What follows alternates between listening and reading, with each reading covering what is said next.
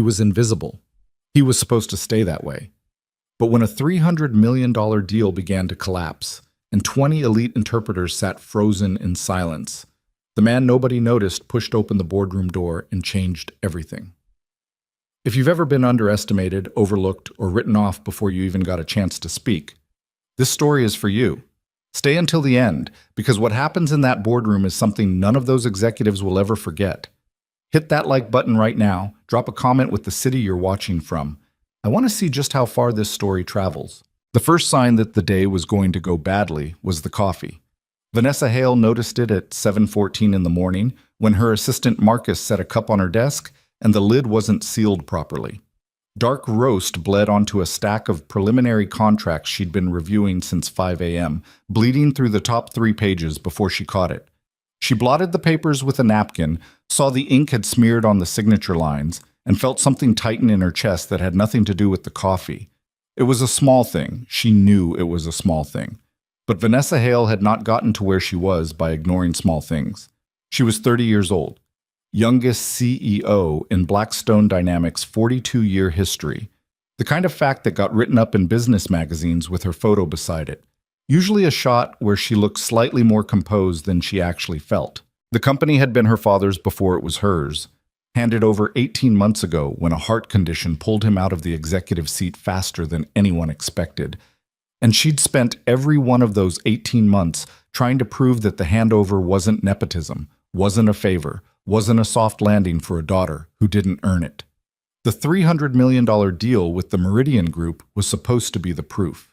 Meridian was a European conglomerate, technically headquartered in Geneva, but operating across 11 countries with subsidiary divisions that touched everything from logistics infrastructure to pharmaceutical supply chains. They were old money and new power, the kind of organization that had been around long enough to develop its own internal culture, its own negotiating language, its own way of testing the people across the table before committing to anything serious. Getting Meridian to the table had taken Vanessa 8 months. 8 months of calls, presentations, modified proposals, travel, and one genuinely awful dinner in Brussels where she'd smiled through 4 hours of conversation with executives who clearly weren't sure a 30-year-old woman was the right person to be leading this deal. She'd gotten them to the table anyway. Today was the day the contract was supposed to be finalized. At 7:45, she stood at the floor-to-ceiling windows of her corner office on the 32nd floor and looked out over the city the way she always did when she needed to think. The skyline was gray this morning, low clouds pressing down, the kind that made everything feel slightly compressed, slightly urgent. She liked it better on clear days when the light was sharp and the city looked like it had answers. Today, it just looked like weather. Her phone buzzed. Marcus again. Delegation confirmed. 12 executives. They've brought their own legal team, 4 people, and they've added 3 more to the group since last week. She typed back, "How many is that total?" 15 on their side. She stared at the number. Last week it had been 12. 3 additional people showing up unannounced to a contract finalization meeting wasn't a logistical issue. It was a signal. 15 people for a signing ceremony was overkill. 15 people meant they were planning to negotiate. She typed, "Get me Davies." Gerald Davies was her head of legal, a 56-year-old man who had the energy of someone perpetually disappointed in the world, but the competence to back up the attitude.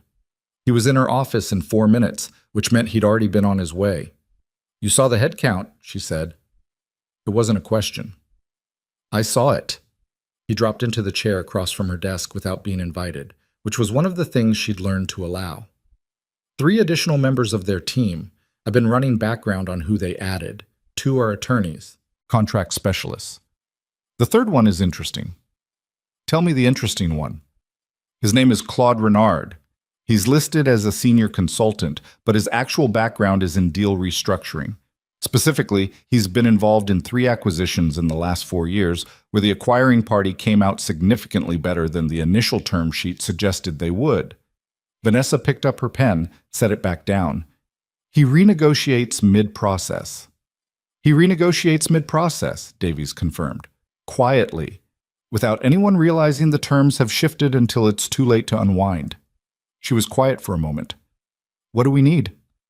Sharper translation. Our current interpreter arrangement was built around standard multilingual support, French, German, Spanish, Italian, for their primary communication. But Renard's technique, based on what I've read, involves using casual conversation to embed contract language. Different registers, different dialects, sometimes slang that doesn't translate cleanly through a standard corporate interpreter. So get better interpreters. I already called the agency. He hesitated just slightly. I've arranged for 20. She looked at him. 20 interpreters, he said again, covering a combined range of 15 languages, including regional variants. It's more than we've ever deployed for a single session, but given what I think Renard is going to try, do it, she said, whatever it costs. That had been 2 hours ago. Now it was 10 a.m., and the Meridian Group's delegation was in the lobby. Vanessa watched them come off the elevator on the security feed she'd pulled up on her desk monitor. 15 people in dark suits, arranged with the unconscious precision of people who did this kind of thing regularly. They moved through the lobby in a loose cluster, heads slightly bent toward each other, already talking, already working. Claude Renard was easy to pick out. He was around 60, with silver hair kept short and a face that didn't give away much. He walked slightly behind the main group, which meant either he was deferring to the senior executives or he was watching them, watching how they moved, what they said, which one of Blackstone's people made eye contact too eagerly. Vanessa had met people like Renard before. They collected information the way other people collected nothing, because they never stopped, because everything was data, because the meeting started the moment you walked into the building and anyone who thought it started when you sat down at the table was already behind. She straightened her jacket, checked the time, picked up the coffee cup with the bad lid and dropped it in the trash. The main conference room on the 32nd floor was the biggest space in the building, a long rectangular room with a table that sat 30 floor-to-ceiling windows on one wall and a presentation screen that took up most of the opposite wall. By 9:30, it had been set up with water, notepads, and the kind of careful, neutral decor that was meant to say serious but not aggressive. The 20 interpreters were arranged along the side wall, each with a headset and a small monitor. They were professionals. Vanessa could see that immediately. Good posture, quiet confidence, the practiced stillness of people who'd done this in rooms with much higher stakes than a conference room in the financial district. Several of them had worked for government agencies. One had done UN translation work. She'd been told the panel covered French, German, Spanish, Italian, Arabic, Japanese, Russian, and Mandarin, as well as a handful of regional variants. It was the best language support she could have assembled on short notice. She was going to need every single one of them. The delegation came in at 10:07. There was a round of handshakes, names exchanged, the brief uncomfortable shuffle of 15 people and 20 interpreters and 8 Blackstone executives all finding their places around a table that suddenly felt smaller than it had 20 minutes ago. Vanessa took the head of the table. Across from her, the lead Meridian executive sat a German man named Heinrich Braun, around 55, broad through the shoulders, with a specific kind of confidence that comes from spending 30 years being right about things, settled into his chair and nodded at her. "Ms. Hale," he said in clean English, "thank you for the arrangement." "Mr. Braun," she said, "we're glad you're here. Let's get to work." For the first 40 minutes, it was almost routine. They moved through the preliminary sections, the delivery timelines, the liability clauses, the standard indemnification language that both legal teams had already reviewed 12 times in the weeks leading up to today. The interpreters worked quietly. The Meridian attorneys asked a few questions in German and French. The Blackstone team answered. Davies occasionally leaned over and murmured something to Vanessa, pointing at specific passages in the contract binder in front of her. Renard sat 3 chairs down from Braun and said almost nothing. He was watching the interpreters. Vanessa noticed that, and the noticing settled something cold in her stomach. At 10:53, the dynamic shifted. It started small. One of the Meridian attorneys, a younger man, maybe 35, with a slight accent that Vanessa couldn't immediately place, said something to the man beside him, not loudly, not formally. Just a quick comment, the kind you make in a meeting when you're referring to something in the documents in front of you. The head interpreter, a woman named Dr. Patricia Chen, who had 20 years in international finance, translated it as a question about delivery buffer periods. Renard wrote something on his notepad. Braun nodded and moved the conversation forward.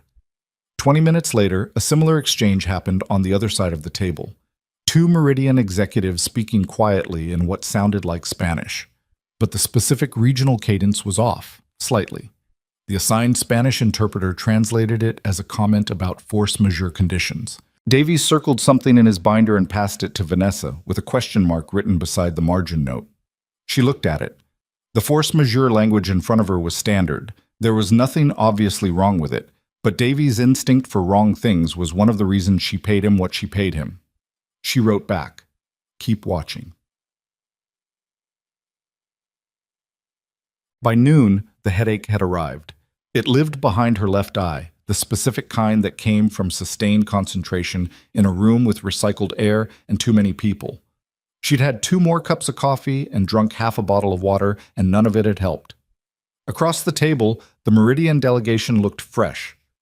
Animated even, in the way that people look when things are going their way. The interpreters were starting to look strained. The problem wasn't volume, it was frequency and register. Meridian's team had stopped communicating formally and started communicating continuously. Side conversations, asides, casual remarks made while flipping through documents.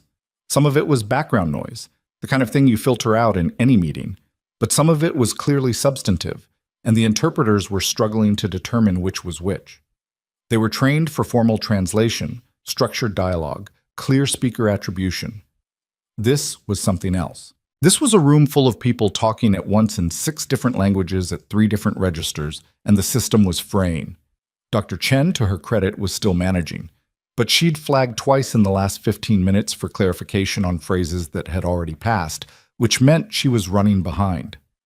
Renard had noticed. Of course he had. He leaned over and said something quietly to Braun, and Braun made a small gesture, barely a nod, and the pace of the side conversations increased. Vanessa recognized what she was watching. They were turning up the heat to see what cracked. At 12:47, a break was called. 40 minutes of sandwiches and coffee, and the kind of strained, polite conversation that happens when 2 sides of a negotiation are both pretending things are going better than they are. Vanessa pulled Davies and 2 of the senior interpreters into a side room. "Tell me what you're getting," she said, without softening it. Dr. Chen pressed her lips together. "The primary track is clean. The formal language, the structured negotiation, we're covering it. But the peripheral conversation is—" She paused. "There's a dialect issue. Some of the secondary speakers are using a variant of regional French that isn't standard. Walloon influence, possibly. Belgian French with some specific local markers that I'm not fully capturing.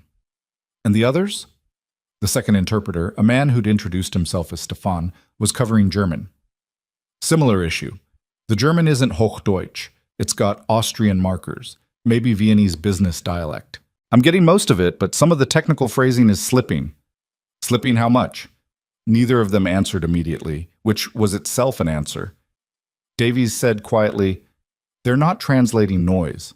They're translating language that's structured to look like noise, and some of it isn't noise." Vanessa looked at him. "The force majeure comment from this morning," he said. "I've been sitting with it. If the translation was slightly off, if the actual meaning was something like in the event of regulatory non-compliance rather than in the event of unforeseen circumstances, then the clause it maps to in Section 14 has a completely different implication for our liability exposure."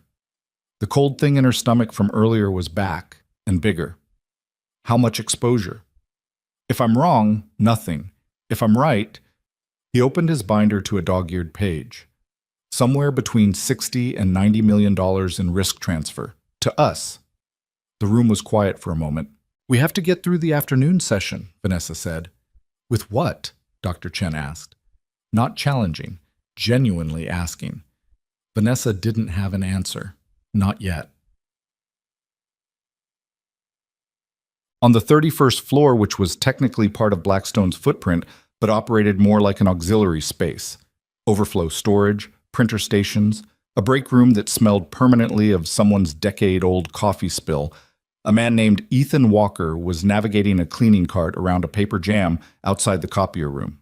The cart was the industrial kind, with 4 compartments and a trash bag loop that always seemed to be on the wrong side. Ethan had been using it for 11 months, long enough that he knew its tendencies. The left wheel that caught on carpet edges, the spray bottle that leaked if you didn't keep it upright. He kept a folded piece of cardboard under the spray bottle for exactly that reason. Small adjustments. The job had a lot of small adjustments.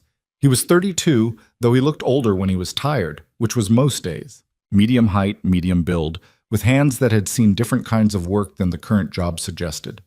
There were calluses in places that pushing a cart didn't explain, a mechanical familiarity with physical labor that went beyond office cleaning.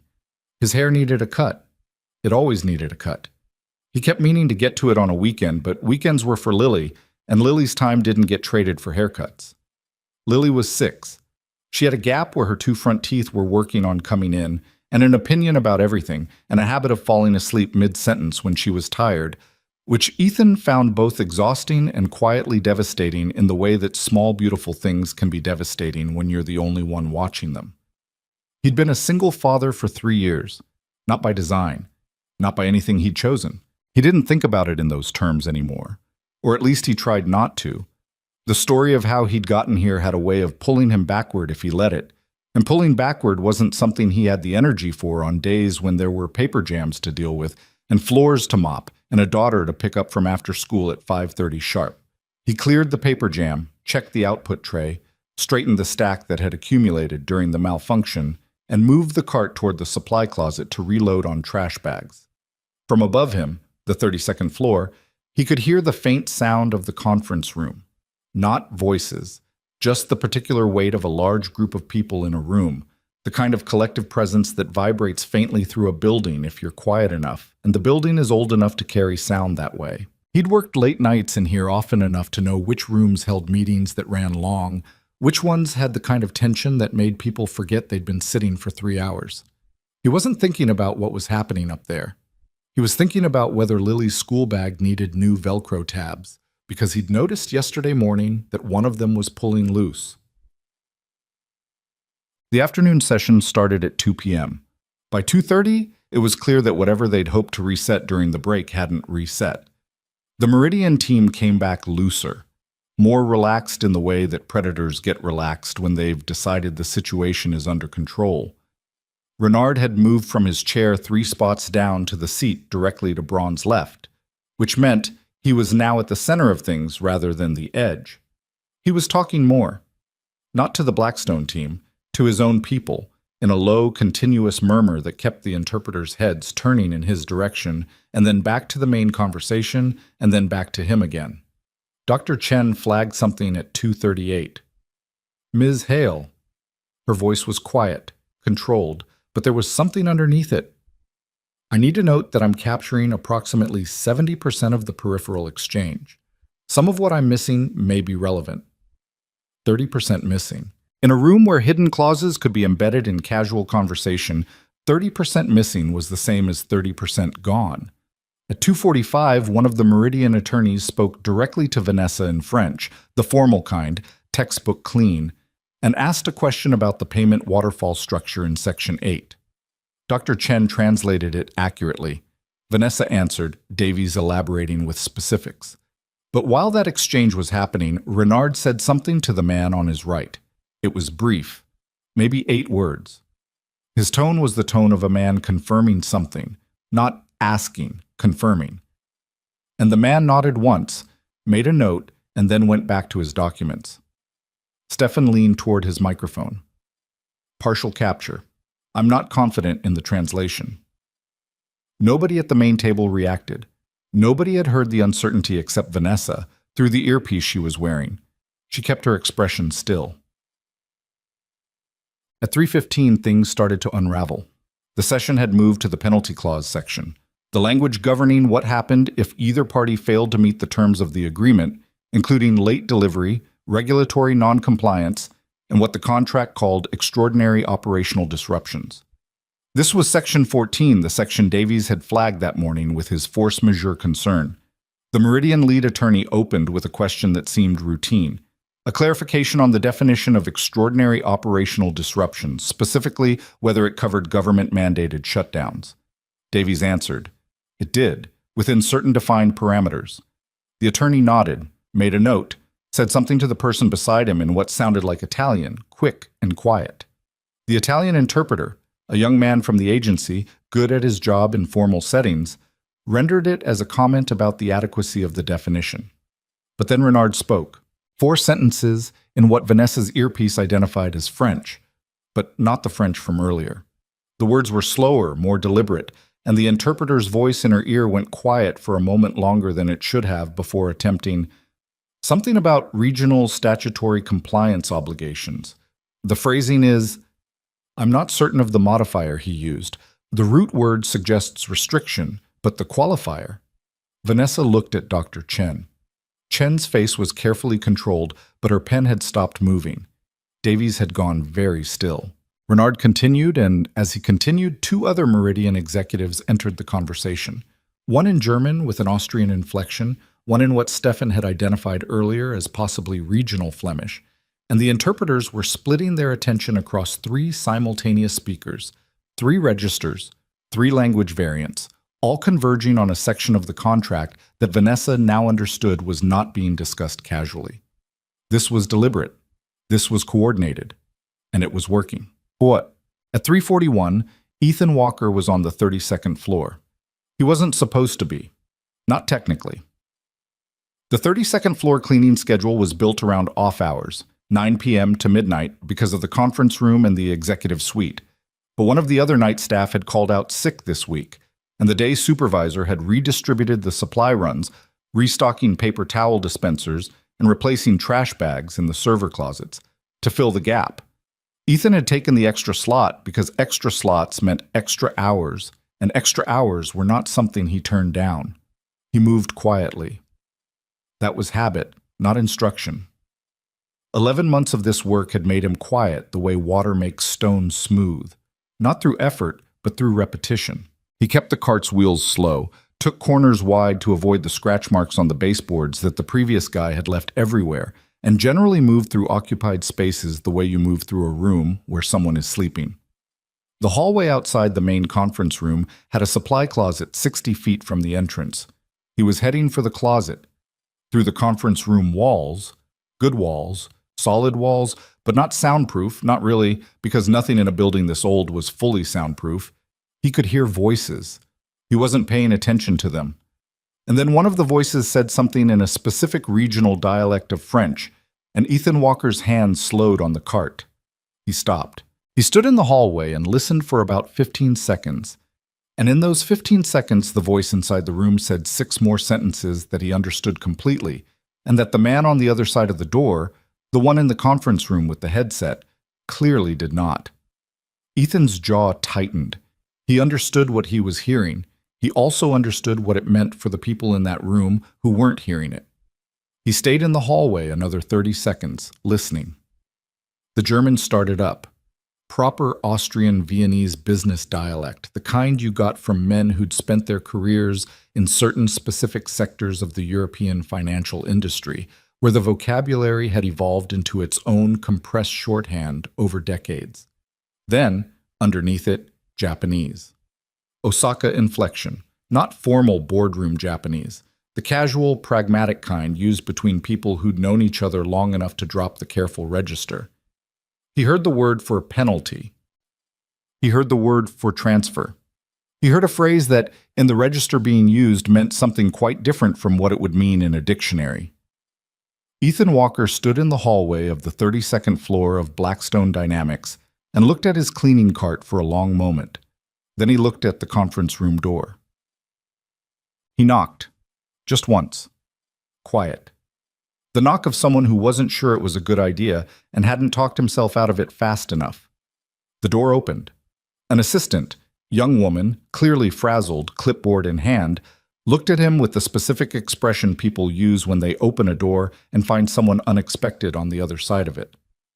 "This is an active negotiation session," she said.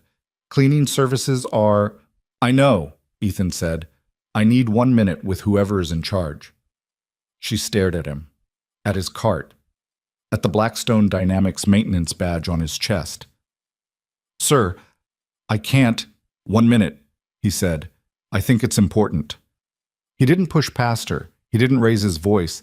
He just stood there with his cart in the hallway and waited, and something in the way he stood, not aggressive, not apologetic, just very certain of something, made her hesitate.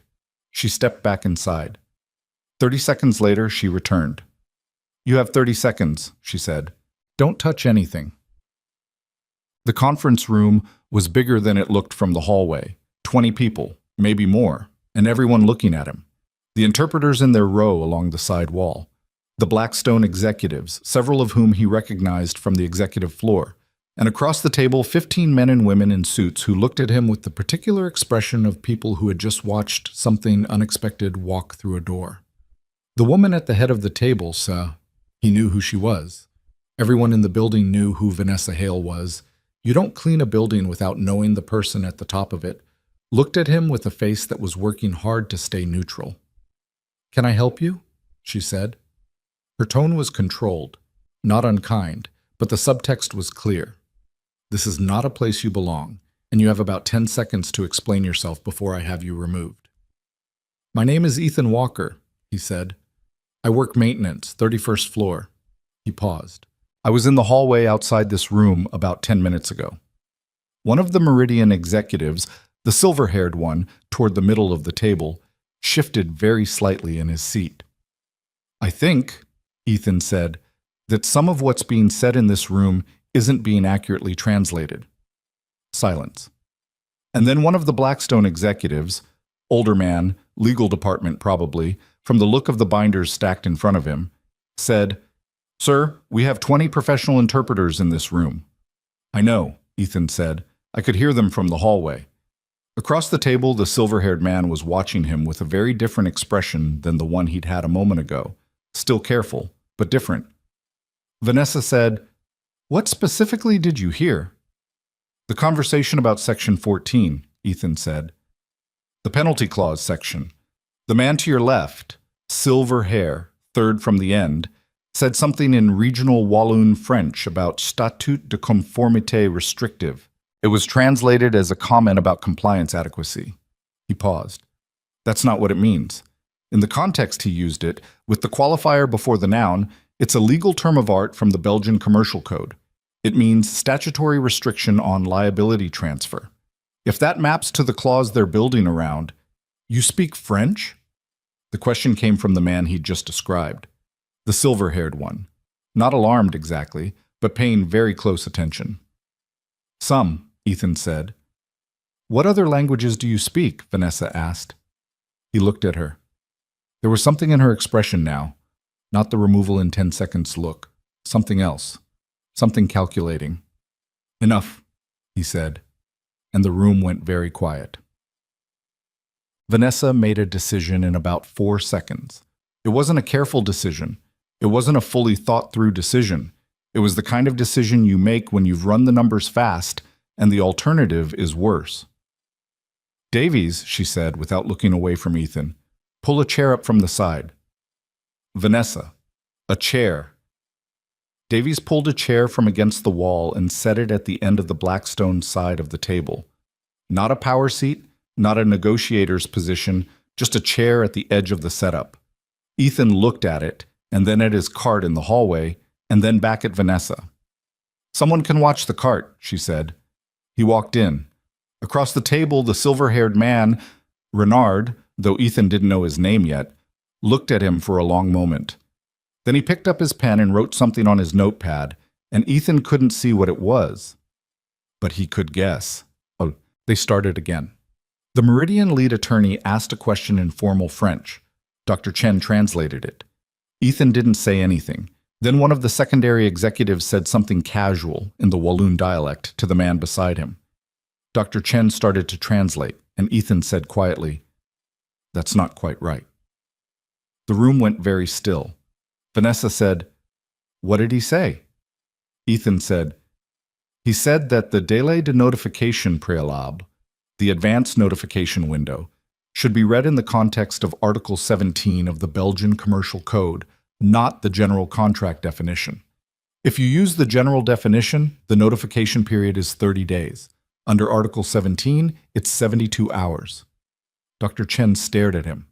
Davies made a sound that wasn't quite a word. Across the table, three of the Meridian executives glanced at each other in a way that was very fast and very controlled, and would have meant nothing if Ethan hadn't been watching for it. "Where did you learn Walloon French?" Renard asked. "Belgium," Ethan said. "I worked the docks outside Liège for about 4 months. The men I worked with didn't use much standard French." Renard looked at him for a long moment. "What else did you hear?" Vanessa said. Ethan leaned forward slightly. "The German, about 20 minutes before the break." Austrian inflection, Viennese business dialect. There's a phrase in Austrian financial practice, Haftungsverschiebung im Steuerrecht, that has a specific meaning in tax liability allocation. It was translated as a general comment about operational burden. It's not. In context, it's an attempt to establish a precedent for shifting tax exposure to the counterparty in cross-border transactions. He glanced at Davies. "Does Section 22 have a tax liability allocation clause?" Davies was already opening his binder. His hands weren't entirely steady. "Page 87, he said. Subclause C. "Then that conversation needs to be reviewed in relation to that clause," Ethan said. "Because if they can argue that an oral agreement to interpret it in a certain way was established during this session, they can't," said the Meridian lead attorney in clean English. "Nothing said informally in this room constitutes a binding agreement." "No," Ethan agreed, "but it establishes an intention of understanding, which, under certain arbitration frameworks, can influence how a clause is applied in dispute." He looked at the attorney. "You know which frameworks I mean." The attorney said nothing. The room was very quiet. Vanessa looked at the maintenance badge on Ethan's chest, and then at his face, and then she picked up her pen. "Let's go back to Section 14, she said. They went back to Section 14, and this time, nothing slipped through. Every casual exchange, every side comment, every quick remark made in the assumption that it would land in a gap between formal translation passes, Ethan caught them. His French was dockworker French, rough at the edges and completely accurate about what mattered. His German was the German of mechanics and construction crews in Vienna and Munich, practical and unpretty. When one of the Meridian executives switched briefly into Italian, Milanese dialect, the kind used in northern Italian financial circles, Ethan translated it before the Italian interpreter finished parsing the opening phrase, and the look on the interpreter's face was something that nobody in the room entirely knew how to react to. Renard watched all of it. He was the kind of man who adapted quickly, and he was adapting now. The casual conversation channels had been closed. Ethan had made clear that nothing said in this room was going to pass unheard. So the technique was no longer viable. That left formal negotiation, where the terms were explicit and the playing field was more even, and where Blackstone's legal team was more than capable of holding their own. At 4:38, Renard said something in Japanese. Not to anyone in particular, a murmured comment, almost as if to himself. Every interpreter in the row turned their head. Ethan said, in a Japanese that was Osaka-inflected and very direct, "You said the foundation of this agreement is already compromised. I disagree. I think you're just frustrated that it stopped working the way you planned." The silence that followed was the loudest one yet. Braun turned and looked at Renard. Renard sat back in his chair and folded his hands on the table in front of him. And for the first time since he'd walked into the room, he smiled. It wasn't a warm smile, but it was genuine. The specific smile of a man who has just discovered something he hadn't expected. "You speak Kansai dialect," he said, in English. "I spent some time in Osaka," Ethan said, "loading and unloading cargo." "Dock work." "Some dock work, some other things." Renard nodded slowly.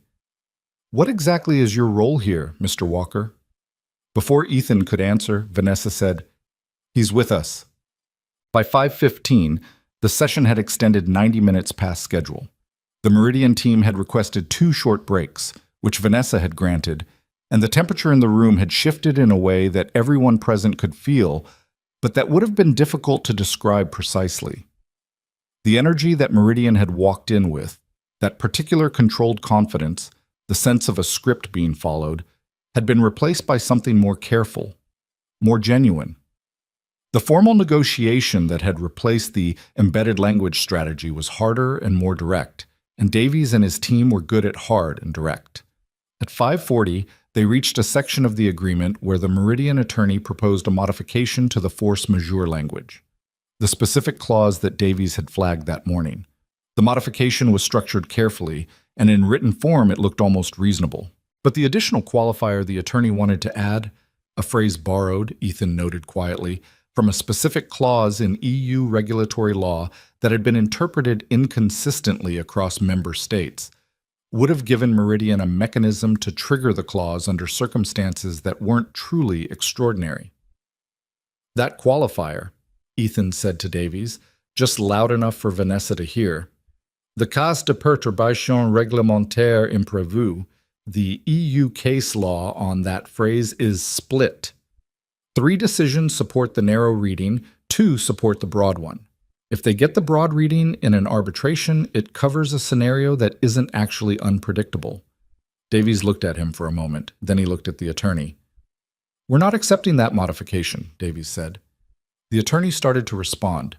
Davies cut him off, politely, but clearly, with 3 specific case citations, one from a German arbitration panel, one from a Brussels commercial court, one from an English appellate decision that had been handed down 18 months ago and that the Meridian attorney clearly had not expected them to know. Renard wrote something on his notepad. The modification was withdrawn. At 6:30, Braun called a pause. He and Renard stepped out for 12 minutes. When they came back, Braun's posture was slightly different. Not defeated. Vanessa didn't think men like Braun did defeated, but recalibrated. The session that resumed was a different kind of session, more direct, more honest, in the strange way that negotiations become more honest when the angle isn't working anymore. At 7:54, the main outstanding points had been identified, flagged for revision, and tabled for a follow-up session to be scheduled within the week. Nothing had been signed. But the deal was still alive. More importantly, the clauses that would have cost Blackstone somewhere between $60 and $97 million, Davies' revised estimate, based on everything they'd caught, were sitting in a flagged pile rather than buried in ratified language. Ethan Walker sat at the end of the Blackstone table as the room emptied, his maintenance badge still clipped to his chest, his hands resting on the table in front of him. He looked tired. Not dramatically tired, just the kind of tired that comes from 4 hours of sustained concentration on top of a day that had already been a full day before the conference room. Across the emptying room, Renard paused on his way to the door. He looked at Ethan for a moment. "What were you doing in that hallway?" he asked. "Restocking paper towels," Ethan said. Renard looked at him for another moment.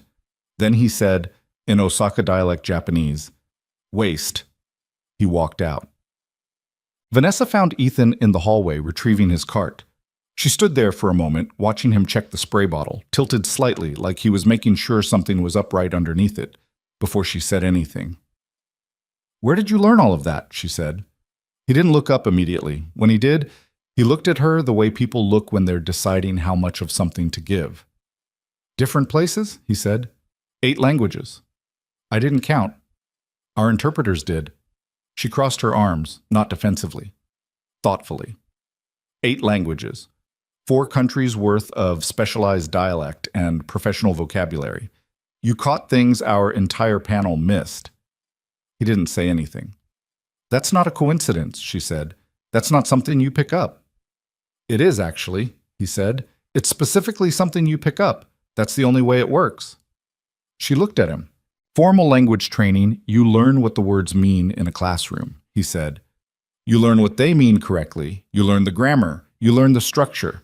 But you don't learn what they mean to people who use them every day to talk about their actual work.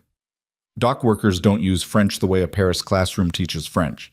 They use French the way French works when you're trying to explain to a forklift operator in Liège that the container manifest is wrong and the load is going to shift if he doesn't reposition the stack." He paused. "That's a different language, same words, completely different language." Vanessa was quiet for a moment. "How many countries?" she said. He thought about it. 8, maybe 9, depending on how you count a 4-week stretch in Morocco. "How long?" He was quiet for a beat too long, and she understood from the specific quality of that silence that the answer involved something that wasn't simple. "Long enough," he said. She nodded, didn't push. You're going to be here tonight? She asked. 11 floor sweep. Yes. Don't leave without talking to me first, she said. He looked at her. Please, she added. Inchiti. At 9:53 p.m., long after the Meridian delegation had left and the conference room had been reset and most of the Blackstone executive floor had emptied out, Vanessa Hale sat in her office watching footage from the conference room cameras. She watched Ethan walk in. She watched the room's reaction. She watched him sit down and start working. And she watched the Meridian team's faces change, watched Renard's face specifically, that precise shift from predatory confidence to careful reassessment. She rewound it, watched it again. Then she opened her desk drawer and took out a pad of paper and a pen and started writing, not a note, not a memo. Something longer. Something that started with a question she couldn't quite answer yet and that she was going to need some time to think through. The question was, how do you lose something you never knew you had? 2 floors down, Ethan Walker mopped the hallway outside the conference room with the systematic thoroughness of someone who has learned that doing a job badly costs more in the long run than doing it right takes in the short term. At 11:47, his phone buzzed. A text from the school's automated system. Lily's teacher had sent a note Isio about a reading assessment tomorrow. Could he make sure she reviewed Chapter 4 tonight? He stopped mopping. He checked the time. 11:47. The babysitter went home at midnight. He looked at the half-mopped hallway, looked at his phone. Then he picked up the mop, finished the section he'd started, rinsed the head in the utility closet bucket, and took the service elevator down. Lily was already asleep when he got home. Of course she was. He sat on the edge of her bed in the dark for a minute, not touching her, just being there. The specific nightlight she'd picked out, yellow, shaped like a small sun, threw a warm stripe across the wall. He'd think about today tomorrow. He'd think about whatever Vanessa Hale wanted to talk about, and whatever came from it, and whether any of it changed anything. Tonight, he pulled the blanket up where Lily had kicked it half off, and turned out the sunlight, and went to bed. The $300 million deal was still alive. For now, that was someone else's problem. Vanessa didn't sleep well. That wasn't unusual. She hadn't slept a full night in probably 3 years. Not since the weight of the company had settled onto her in the particular way it settles when you stop being the owner's daughter and start being the owner. But this was a different kind of sleeplessness. Not the anxious kind, not the running numbers in her head kind. This was the kind that comes when you've seen something that doesn't fit any category you already have, and your brain refuses to file it away until it figures out where it belongs. She kept coming back to the moment Ethan had said statut de conformité restrictive. Not hesitantly, not searching, but the way you say a phrase you've used before, in conditions where getting it wrong had consequences. She got up at 5:15, made coffee that was better than the office version, and sat at her kitchen table with her laptop and the personnel file Marcus had quietly pulled for her before leaving last night. Ethan James Walker, age 32, hired 11 months ago through a facilities contract agency. Emergency contact, a woman named Sandra Kowalski. Not a family name, she noted. Babysitter probably, or a neighbor. Previous employment before Blackstone was listed as various, which was the kind of entry that happened when someone had done a lot of different things in a lot of different places, and the HR form didn't have enough lines. His address was in the Riverside district, which was 40 minutes from the office by bus, and not the kind of neighborhood where people lived because they wanted to. There was no employment history before a gap that started about 4 years ago. 4 years. Something had happened 4 years ago, and after it, whatever his life had been before became various. She stared at that gap for a while. She didn't know what was in it. She knew she was going to find out. Davies called at 7:43. "I've been running the numbers," he said, without preamble. The sound of papers on his end suggested he'd been at his desk since before sunrise, which was exactly what she'd expected from him. Based on the language Renard's team was using, the specific clauses they were trying to build a foundation for, our exposure would have been between $82 and $96 million. Best case, if the arbitration went the wrong way on 2 of the clause interpretations, we're looking at potentially 120. Vanessa set down her coffee. $120 million, she said, over the life of the contract, but concentrated in the first 3 years, which is when our cash flow is thinnest. He paused. The notification window issue alone, the 72 hours versus 30 days, that one clause, if we'd signed it with the general definition in place, would have cost us the ability to respond to a regulatory event before penalty conditions triggered. That's not hypothetical. That's a scenario that has a real probability of occurring given the sectors this contract touches. All of it caught by a janitor. All of it caught by Ethan Walker. Davies' tone was careful. He was a man who believed in precision, including with words. I've been thinking about how he knew the Belgian Commercial Code, specifically Article 17. What do you know about him? Less than I'd like. His hire was standard, agency placement, background check, nothing remarkable.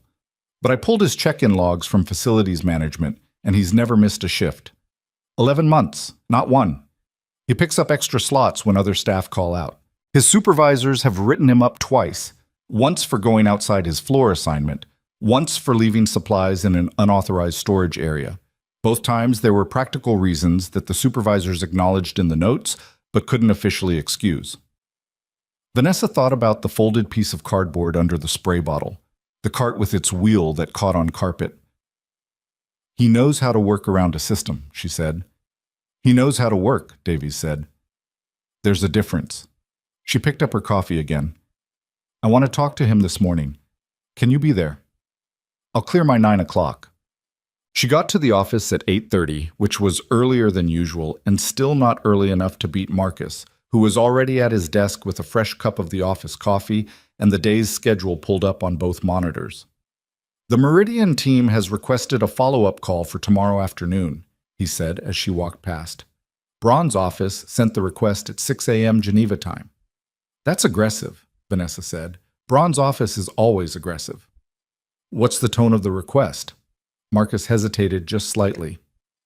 Collegial, he said, which, given yesterday, is interesting. It was interesting. Braun requesting a call with the tone of a man who wanted to continue a partnership, not someone licking wounds.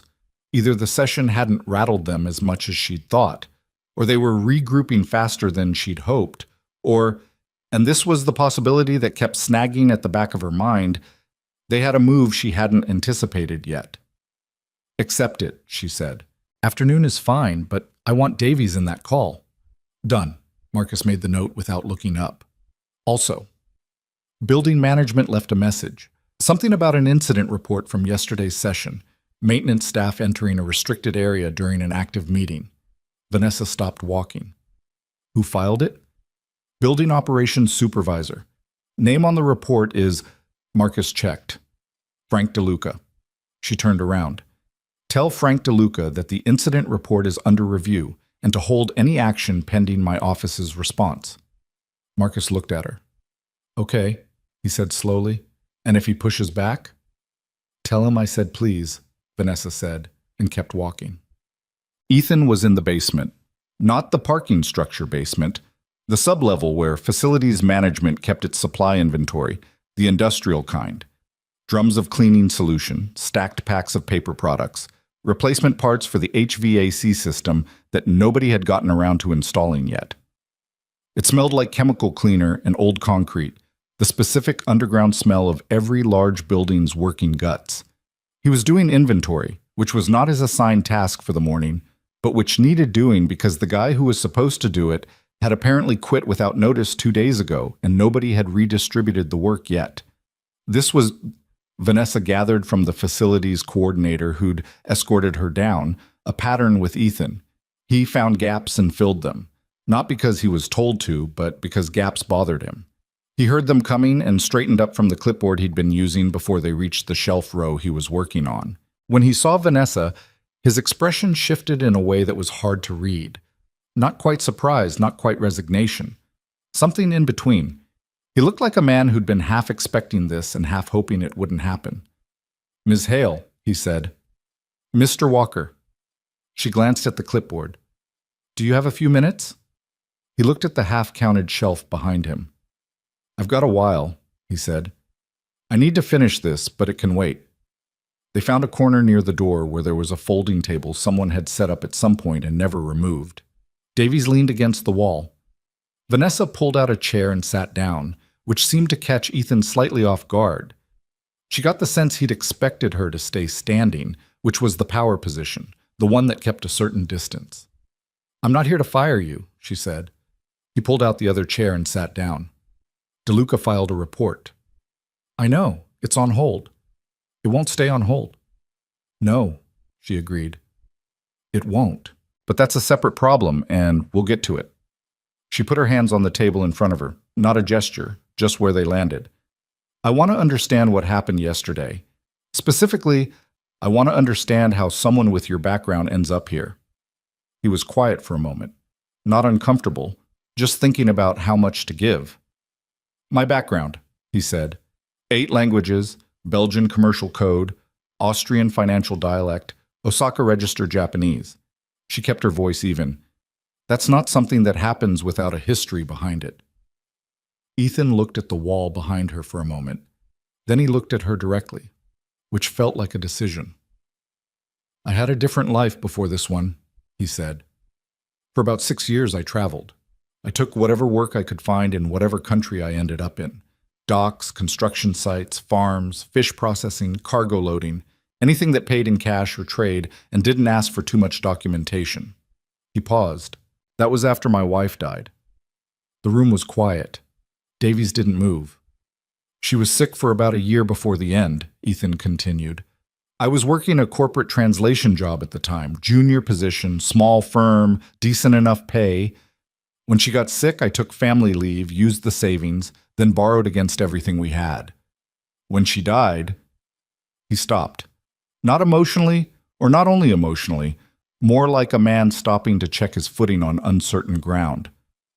"Lily was 3. The debt was significant. The job was gone by then because I'd been out too long. And He looked at his hands on the table. "I wasn't in a good place. So I went somewhere else, several somewhere elses." "Lily came with you?" Vanessa asked. "No, she stayed with my mother-in-law for 2 years. Best decision I ever made and the worst 2 years of my life, both at the same time." He said it flatly, like something that had been processed but not resolved. "I sent money back when I had it. I came home when I could, and then I came home for good and figured out how to rebuild something that looked like a stable life." Vanessa nodded. Didn't say anything for a moment. "The languages," Davies said carefully. "You worked with speakers, not from textbooks." "You can't learn Walloon French from a textbook," Ethan said. "There isn't one. You learn it from working alongside people who use it." He looked at Davies. "I spent 4 months in Liège loading freight. The men I worked with, most of them had been doing it for 20 years. When they talked about contracts, about weight limits, about liability when a load was damaged, they had specific language for all of it. I picked it up because you have to. You make expensive mistakes if you don't understand exactly what's being said." "And Renard recognized that," Vanessa said. "He knew you weren't a trained interpreter." "He knew the language was real," Ethan said. "That's the difference. Formal training gives you the language of the textbook. What I have is the language of the job." Renard's technique, embedding legal language in casual professional conversation, it works because trained interpreters are listening for one register, and he's operating in another. He shrugged slightly. "I've spent 6 years in the second register." Davies opened the folder he'd been carrying. "Yesterday's session. Can you walk me through exactly what you heard in the hallway? Specifically, the Japanese exchange. We didn't get complete notes on that." For the next 40 minutes, they went through it systematically. Ethan reconstructing the conversation from the hallway, the specific phrases, the context, the clause implications. Davies took notes. Vanessa asked questions. Ethan answered them without embellishment, without drama, with the specific directness of someone who was used to being the person who made sure the information was accurate because inaccurate information had costs. By the end of it, Davies' folder was full, and his expression was the one Vanessa associated with him working hard not to let something show. "How confident are you?" he said finally, in the Austrian tax liability translation. "The phrase itself, completely confident. The clause mapping." Ethan hesitated. "That's your territory. I know what the words mean. Whether they attach to your Section 22 the way I think they do is a legal question." Davies looked at Vanessa. They do, he said.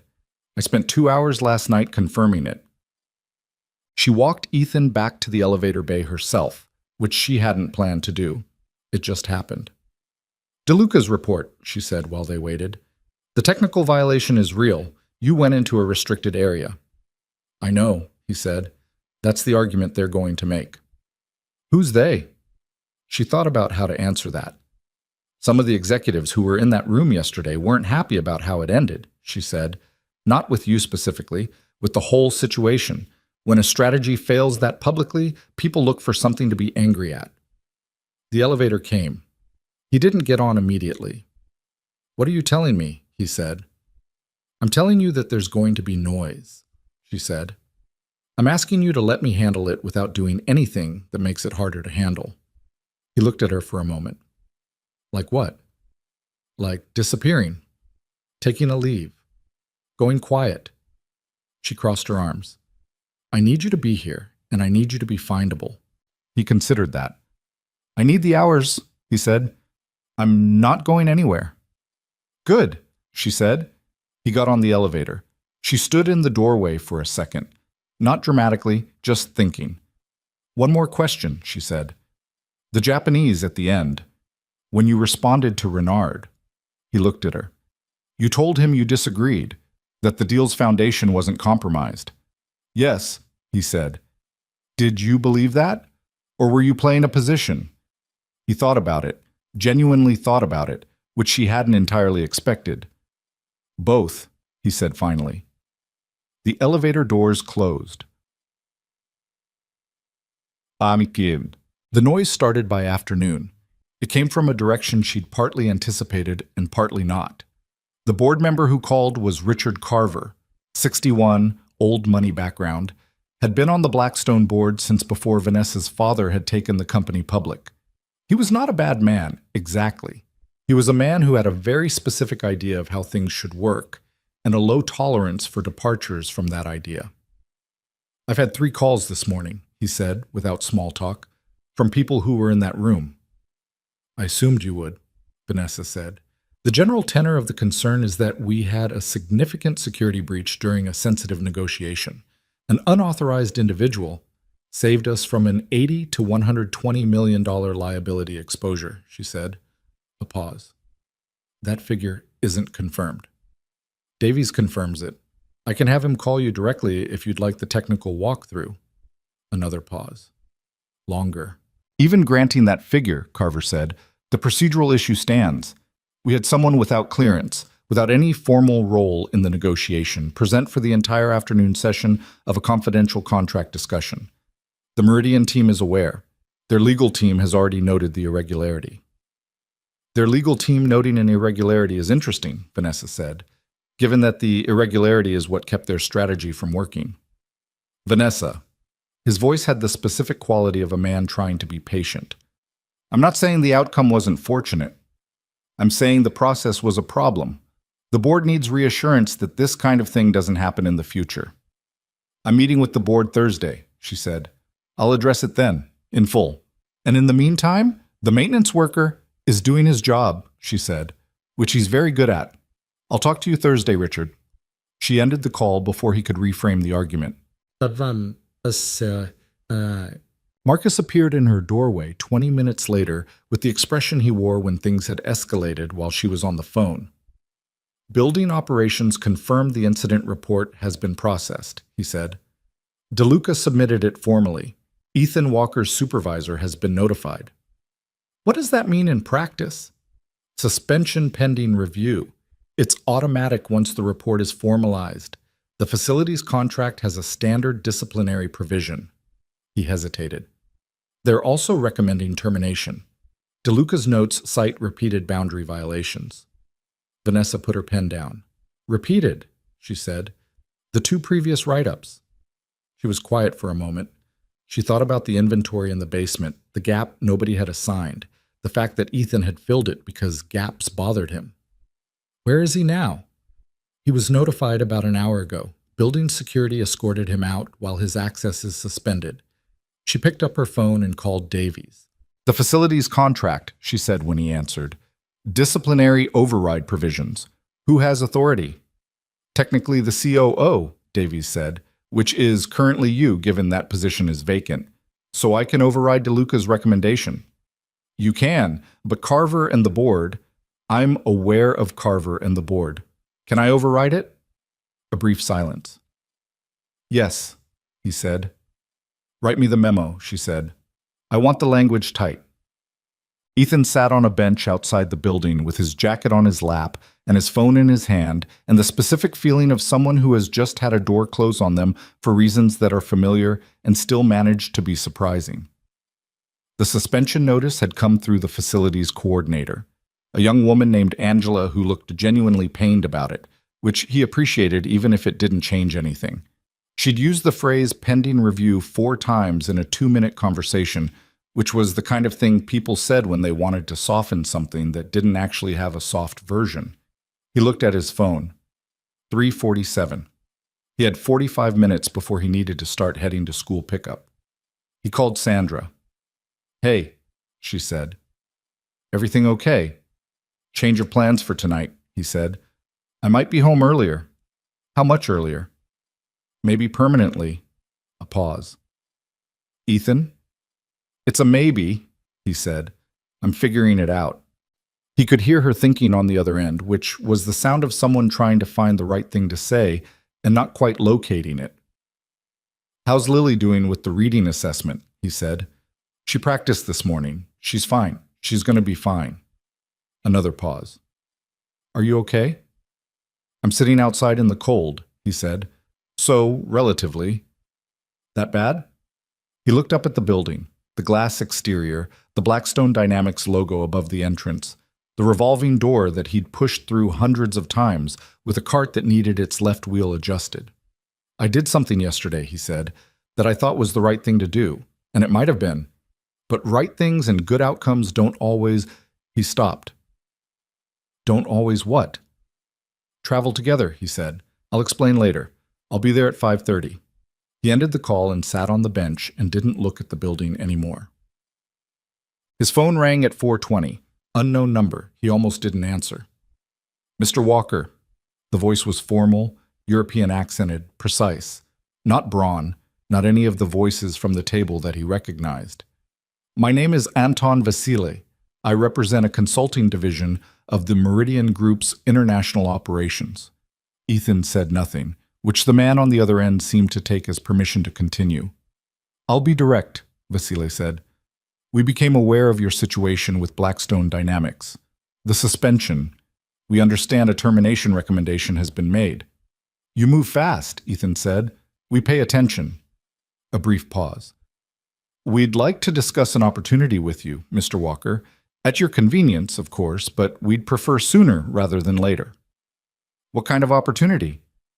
A senior position in international operations consulting, specifically cross-cultural negotiation support and strategic communication, which is precisely what you demonstrated yesterday.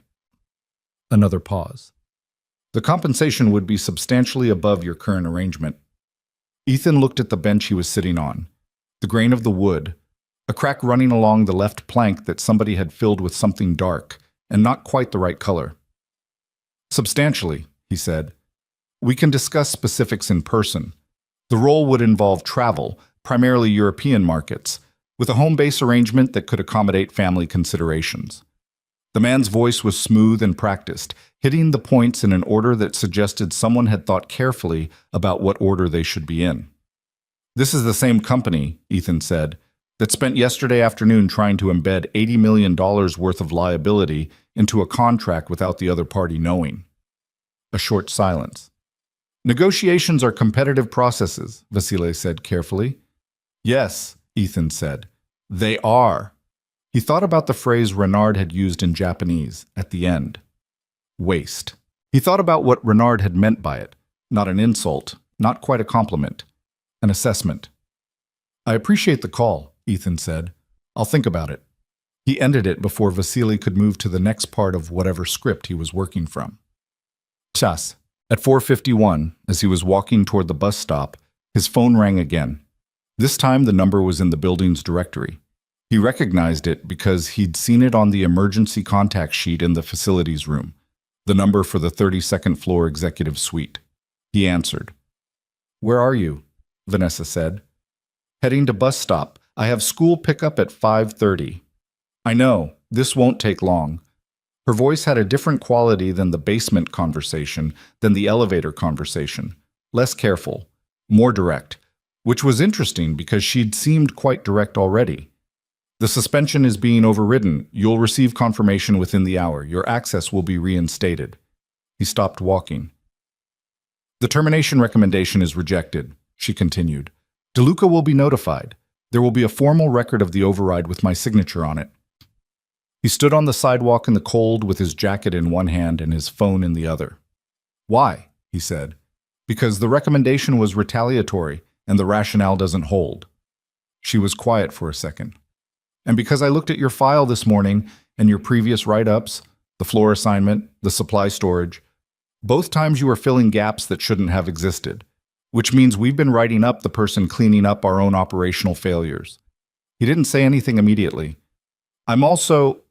She paused, and for the first time he heard something in her voice that wasn't entirely controlled, just slightly. I'm working on something else. A longer conversation. About what yesterday means and what we do with it. That conversation is going to take time, and there are people who are going to push back on it, and I need you to be here for it. You said that this morning. I'm saying it again. A brief pause. Did someone from Meridian contact you? He blinked. Yes? I expected that. Her voice was flat, not angry, just noting a fact. What did they offer? They were vague about specifics, senior consulting role, European markets. They mentioned compensation. Are you considering it? The honest answer was that he'd been sitting on a bench outside the building doing exactly that. But it was also true that sitting on a bench doing something and being willing to admit it to the person who'd just reinstated your access were different things. I'm keeping it in mind, he said. A pause. That's fair, she said, which surprised him. Keep it in mind and show up tomorrow. He looked at the bus stop sign at the end of the block. He thought about the Chapter 4 Lily needed to review tonight. He thought about Sandra's voice on the phone, on shot. He thought about $80 million and a folded piece of cardboard under a spray bottle, and a man in a suit who'd looked at him from across a conference table and said waste like it was a verdict. I'll be there, he said. Good, she said. He put his phone in his pocket and started walking. The wind was picking up from the east, the cold kind, the kind that meant rain by morning. He walked faster, calculating whether the bus would be on time or whether he needed to call Sandra to cover the pickup, going through the small arithmetic of his days the way he always did. The way you do when you're the only buffer between your kid and the things that go wrong. Somewhere above him, on the 32nd floor, Vanessa Hale was looking at a handwritten note that said, "How do you lose something you never knew you had?"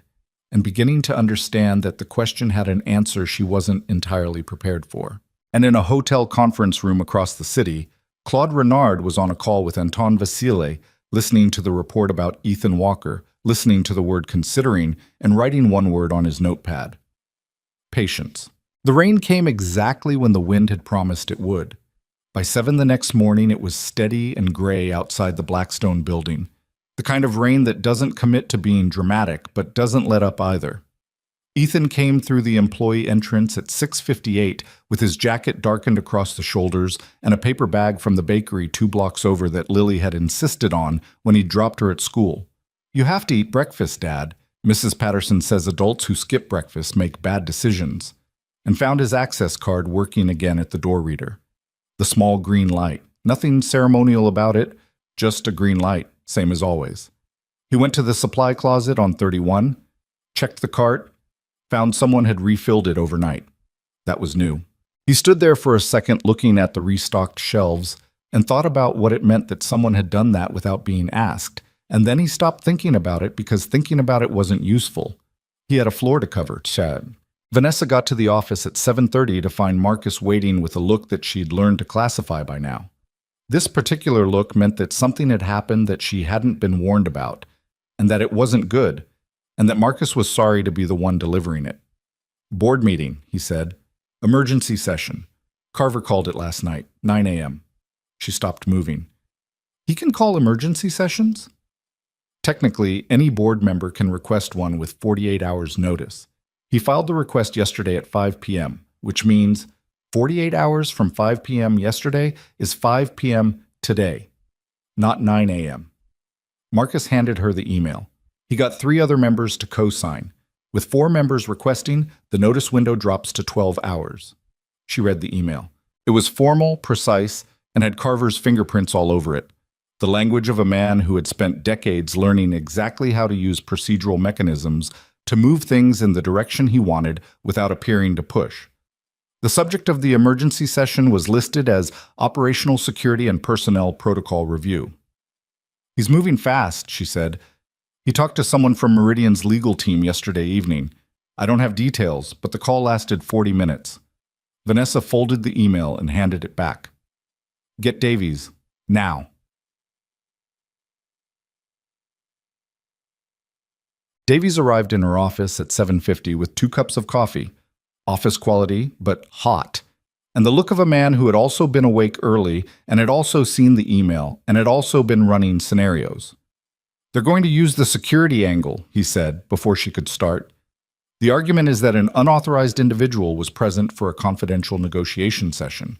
The fact that the outcome was favorable doesn't change the procedural breach. And in fact," he paused, "Carver's version of the argument will be that the favorable outcome was luck, that it could have gone the other way, that we can't build operational security on lucky accidents. Is that argument legally sound? It's not legally relevant. This isn't a legal proceeding. It's a board meeting. The argument just needs to be politically sound." He sat down. "And it is, for about half the people in that room. Reyes and Park are both concerned about the Meridian relationship. They don't want to give Meridian grounds to claim the negotiation was compromised by an unauthorized party. Meridian already knows what Ethan did. They're not going to claim the negotiation was compromised. They'd be admitting their own strategy failed. They don't have to claim it formally. They just have to whisper it to the right people in the right rooms, and suddenly there's enough uncertainty about the deal's integrity that we're the ones with the problem." Davies drank his coffee. "Carver is good at this. You know that." She knew that. She'd watched Carver operate in boardrooms since she was 23, when she'd sat in the back during quarterly reviews as her father's observer and tried to understand why certain arguments landed and others didn't. Carver's skill wasn't intelligence, exactly. He was smart, but not the smartest person in most rooms he occupied. His skill was timing and coalition. He knew which 3 people to talk to before a meeting to make sure his position had momentum before the discussion even started. He'd already talked to 4. "What's my strongest play?" she said. Davies thought about it, really thought. She could see him working through it, discarding options, testing others. That was why she paid him what she paid him. "Numbers," he said finally. "Not procedural arguments, not principal arguments. Numbers. $82 to $120 million in avoided liability exposure. Put that on a slide. Make it impossible to sit in the room and vote to fire the person responsible for that number without explicitly acknowledging that you are doing so. Carver will say the interpreters would have caught it eventually." "Would they have?" She looked at him. "I've been reviewing the session recordings," Davies said.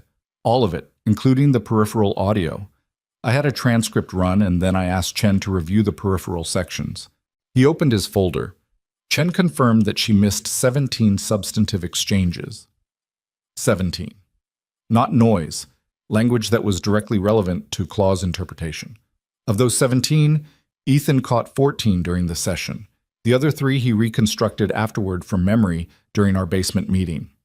17, Vanessa said. 17 times Renard's team said something that mattered, in a register designed to slide past trained interpreters. 17 times the 20 people we paid to catch exactly that kind of thing didn't catch it. He closed the folder. The board can argue process all they want. The numbers are the numbers. The board meeting was in the smaller conference room on the 30th floor. 8 people around a round table, which was the format Carver preferred because it flattened hierarchy and made it easier to run a consensus argument without appearing to lead one. Vanessa recognized the setup the moment she walked in. She'd seen her father navigate it a dozen times. Carver opened with the security framing exactly as Davies had predicted. Precise, measured, genuinely concerned sounding. He made it about the company, about the Meridian relationship, about the principle of operational integrity. He did not once say, fire the janitor. He talked about reviewing personnel protocols and ensuring appropriate access controls and protecting the company's negotiating posture in future sessions. It was good. She'd give him that. She let him finish. Let Reyes add her concern about the Meridian relationship. Let Park ask whether Blackstone's legal exposure from the unauthorized presence could be quantified. Then she put the slide up. One number on a white background, $97 million. That's the midpoint of our estimated avoided liability exposure from the session in question, she said. Davies has the full technical breakdown if anyone wants to go through it. The range is 82 to $120 million, concentrated in the first 3 contract years. Every dollar of that exposure was caught by Ethan Walker. She let that sit for a moment. Our 20 professional interpreters missed 17 substantive exchanges during the afternoon session. 17 instances where Meridian's team embedded legally relevant language in casual conversation, in dialects and registers specifically chosen to avoid standard corporate translation. She advanced to the next slide. Chen's transcript review, the 17 instances listed with brief descriptions. Ethan Walker caught 14 of those 17 in real time. The other 3 he reconstructed from memory afterward, all of which Davies confirmed upon review. The room was quiet. Carver said, "Vanessa, no one is questioning the outcome." "I know," she said. "I'm questioning the framing. The framing I'm hearing is that we need to protect the company from a man who saved it from a 9-figure loss. I'd like to understand what that protection looks like in practice." "The protection is about precedent," Carver said, "about making clear that unauthorized access to sensitive negotiations is not something the company rewards regardless of outcome. If we make an exception here, we're not making an exception," she said. "We're making a judgment. There's a difference." She looked around the table, not at Carver, at the others. Reyes, whose concern was the Meridian relationship. Park, whose concern was legal exposure. Howard, who hadn't said anything yet and was the one she was least sure about. The judgment is this: a man identified a problem, acted on it under difficult conditions, and protected this company from significant harm. He did that because he understood something our professional team missed, using knowledge he acquired over 6 years of working in conditions that most people in this room haven't experienced. The question isn't whether he followed the correct procedure. The question is what we do with someone like that. Another silence. Howard, 62, former operations background, the most pragmatic person in the room, said, "What are you proposing?" "Not today," she said. "Today I'm proposing that the suspension be formally lifted and the termination recommendation be rejected on record. What comes after that is a longer conversation I'd like to have with this board under normal session conditions, not an emergency meeting called on 12 hours' notice." She looked at Carver when she said the last part, not accusatorially, just acknowledging what they both knew. Carver held her gaze for a moment, then looked at his notepad. The vote to reject the termination recommendation passed 6-2. Carver and Reyes against. Everyone else, including Howard, 4. It wasn't a victory exactly. It was a held position, and Vanessa knew the difference. She found Davies at the hallway afterward, and they walked back toward the elevators without talking for a moment, the way people walk when they're processing. "Reyes surprised me," Davies said. "Reyes wasn't wrong," Vanessa said. "The Meridian concern is real. If they use the unauthorized presence as a reason to challenge the negotiation's validity, they won't. It's not in their interest. They'd be acknowledging their own strategy was caught and identified." He paused. Although what? "Renard isn't finished," Davies said. "He didn't get what he wanted in that room. That's not a man who accepts that and moves on." She thought about the call Vasile had made to Ethan the day before. Senior position. European markets, substantially above current arrangement. She thought about Renard's notepad. Patience. "No," she said. "He's not."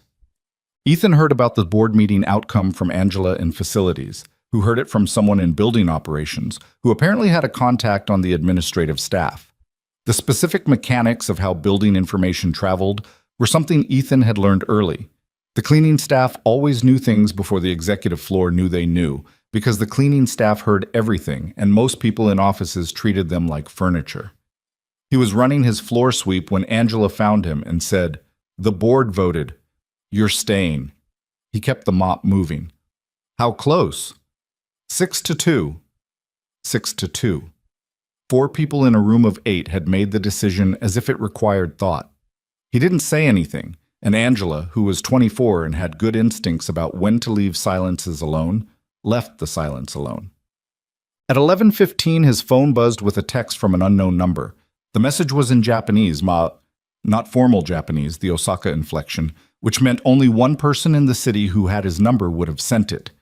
"The door we discussed is still open. Time is a factor. V. Not Vasil. Renard." He stood in the hallway of the 31st floor with his phone in his hand and read the message twice. Then he put the phone back in his pocket and went to restock the paper towel dispensers in the East Wing restrooms, because that was what was next on the list. The follow-up call with Meridian's team happened at 2 p.m., as scheduled. Vanessa sat at the head of the conference table with Davies to her left and 2 members of the legal team across from her, all 4 of them on a video connection with Braun's team in Geneva. Braun was on camera. Renard was not visible, which meant either he wasn't in the room or he was deliberately out of frame, and she suspected the latter. Braun opened with pleasantries, which was the first signal that the temperature had changed. The man she'd sat across from 2 days ago had been formal and efficient. This version of Braun was warmer, almost collegial the way people get when they've decided to try a different approach. "We appreciated the session," Braun said. "The depth of engagement from your team was impressive." "We have a strong team," Vanessa said. "Indeed." A slight pause. "We were particularly struck by the contribution of the individual who joined the afternoon session. The maintenance staff member, I believe." "Mr. Walker, yes." "Quite remarkable. His language background is extensive." "It is," she said, neither confirming nor denying anything about what Ethan's current status was or wasn't. Braun nodded slowly. "We've been reviewing the outstanding points from Tuesday's session. Our legal team has prepared revised language on several of the flagged clauses." He glanced at someone off camera. "We'd like to propose a revised framework for Section 14 specifically." Davies was already pulling up the documents on his laptop. He scrolled to Section 14 and his eyes moved fast across the proposed revisions.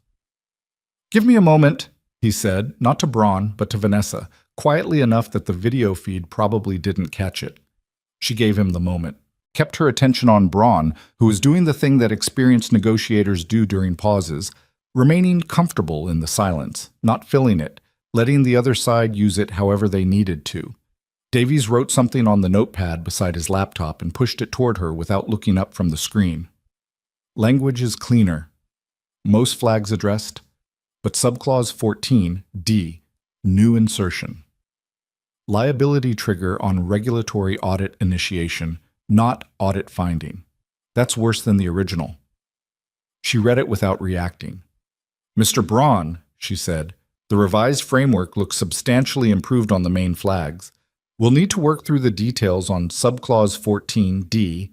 The audit trigger language is new and needs technical review." Braun nodded. "Of course. Can we schedule a working session for that clause specifically? Davies and your legal lead, technical level?" "Certainly." Braun smiled, which was a thing she'd seen him do twice now, and which didn't yet feel entirely natural on his face. "We're committed to getting this right. Both parties benefit from a clean agreement." After the call ended, Davies sat back and looked at the ceiling for a moment. "Subclause 14, D," he said. "Tell me." The original force majeure issue was about regulatory non-compliance triggering penalties. They've addressed that. But 14D moves the liability trigger to the initiation of a regulatory audit. Not the finding, the initiation. That means if any regulatory body anywhere opens a preliminary inquiry into any aspect of the contract's implementation, the liability shift activates before there's been any determination of actual wrongdoing. Vanessa stared at him. "It's elegant," Davies said, with the tone of someone giving credit they don't want to give. "If you're not reading for it, it looks like they've cleaned up the section. The headline language is better. The embedded clause is worse, and it's buried in new language in a spot where the eye naturally moves past it after processing the improvements above. Renard, she said, has to be. That's not a drafting error. That's a deliberate insertion in a position designed to be overlooked after the main revision appears accommodating. She thought about the video call, Braun's warmth, the slight pause before he mentioned Ethan, the smooth pivot to the revised framework. He knew we'd be reviewing it hard, she said. Yes, so, Davies said, which means he also knew we'd probably catch it. Then why include it? Davies was quiet for a moment. I don't know, he said, which was not something he said often, unless catching it is part of the point. She was still thinking about that when her phone rang at 3:40. Not Carver, not Marcus, not anyone from the building. The number had a country code she recognized, Belgium. She answered. Ms. Hale. The voice was older, female, with an accent that was French but not French, such Belgian specifically, and educated. My name is Isabelle Marchand. I am calling from the firm Marchand Delacroix and Associates in Brussels. We are legal counsel to several parties with an interest in the Meridian Group's current negotiating activities. Vanessa said nothing, waiting. I'll be direct, Marchand said. The Meridian Group is currently under a preliminary regulatory inquiry by the Belgian Financial Authority regarding their use of negotiating practices that may constitute misrepresentation under EU commercial law. Specifically, the practice of embedding contractually relevant language in non-formal communication channels during negotiation sessions in a manner designed to avoid detection by counterparty translation resources. The room felt very still. That inquiry, Marchand continued, has a documentation component. We are aware that Blackstone Dynamics' recent negotiation session generated recordings that may be relevant to that inquiry. I am calling to inform you that a formal request for those recordings may be forthcoming and to determine whether your organization would be cooperative in that process. Vanessa said, How aware of this inquiry is the Meridian Group? A brief pause. Sufficiently aware that they would have strategic reasons to conclude the Blackstone contract quickly, under terms they control, before the inquiry moves to a stage that complicates their operational position. Vanessa closed her eyes for exactly 2 seconds, then opened them. Ms. Marchand, she said, I'll need to consult with our legal team before committing to anything. Can you send written documentation of the inquiry to Davies at our legal department? Of course. I'll send it within the hour. The call ended. Vanessa sat in the silence for a moment. Then she said to the empty room, That's why. Catching the embedded clause was part of the point. Meridian needed the deal to close, fast and on terms that were documented as consensual and fair, before a Belgian regulatory inquiry got far enough to create real complications. Which meant Renard's revised framework, clever as subclause 14, D wasn't actually the primary move. The primary move was the pressure to close. The embedded clause was either a test of how hard Blackstone was reading or a fallback negotiating chip, or both. And Ethan Walker, the question about him in the video call, the Vasile offer, the Japanese text from Renard's number. That wasn't just Meridian being opportunistic about a talent they'd spotted. It was a move to remove their primary problem from the opposing team's bench. She picked up her phone and called Ethan. He answered on the third ring. Background sounds. Hallway, cartwheels. I need you in my office, she said. Now, if you can. I'm on 31. Take the elevator. I'll tell security. A pause. Is this another basement conversation or a real office conversation? Real office, she said. Another pause, shorter. Okay, he said. Give me 5 minutes. He came in looking the way he always looked. Maintenance badge, jacket with the slightly worn left elbow, the specific quality of someone who had learned not to adjust their appearance for rooms, because adjusting your appearance for rooms was a kind of pretending he'd apparently decided to stop doing. She told him about Marchand's call, all of it, including her interpretation of what it meant. He listened without interrupting, which was something she'd started to notice about him. The quality of his listening was different from most people's. He wasn't forming responses while she talked. He was actually just taking it in. When she finished, he said, "So they need to close the deal before the inquiry complicates it." That's my read. Which means they need it closed on their terms, because a deal closed on our terms with the regulatory inquiry in the background doesn't help them the way they need it to. Yes. He thought about it.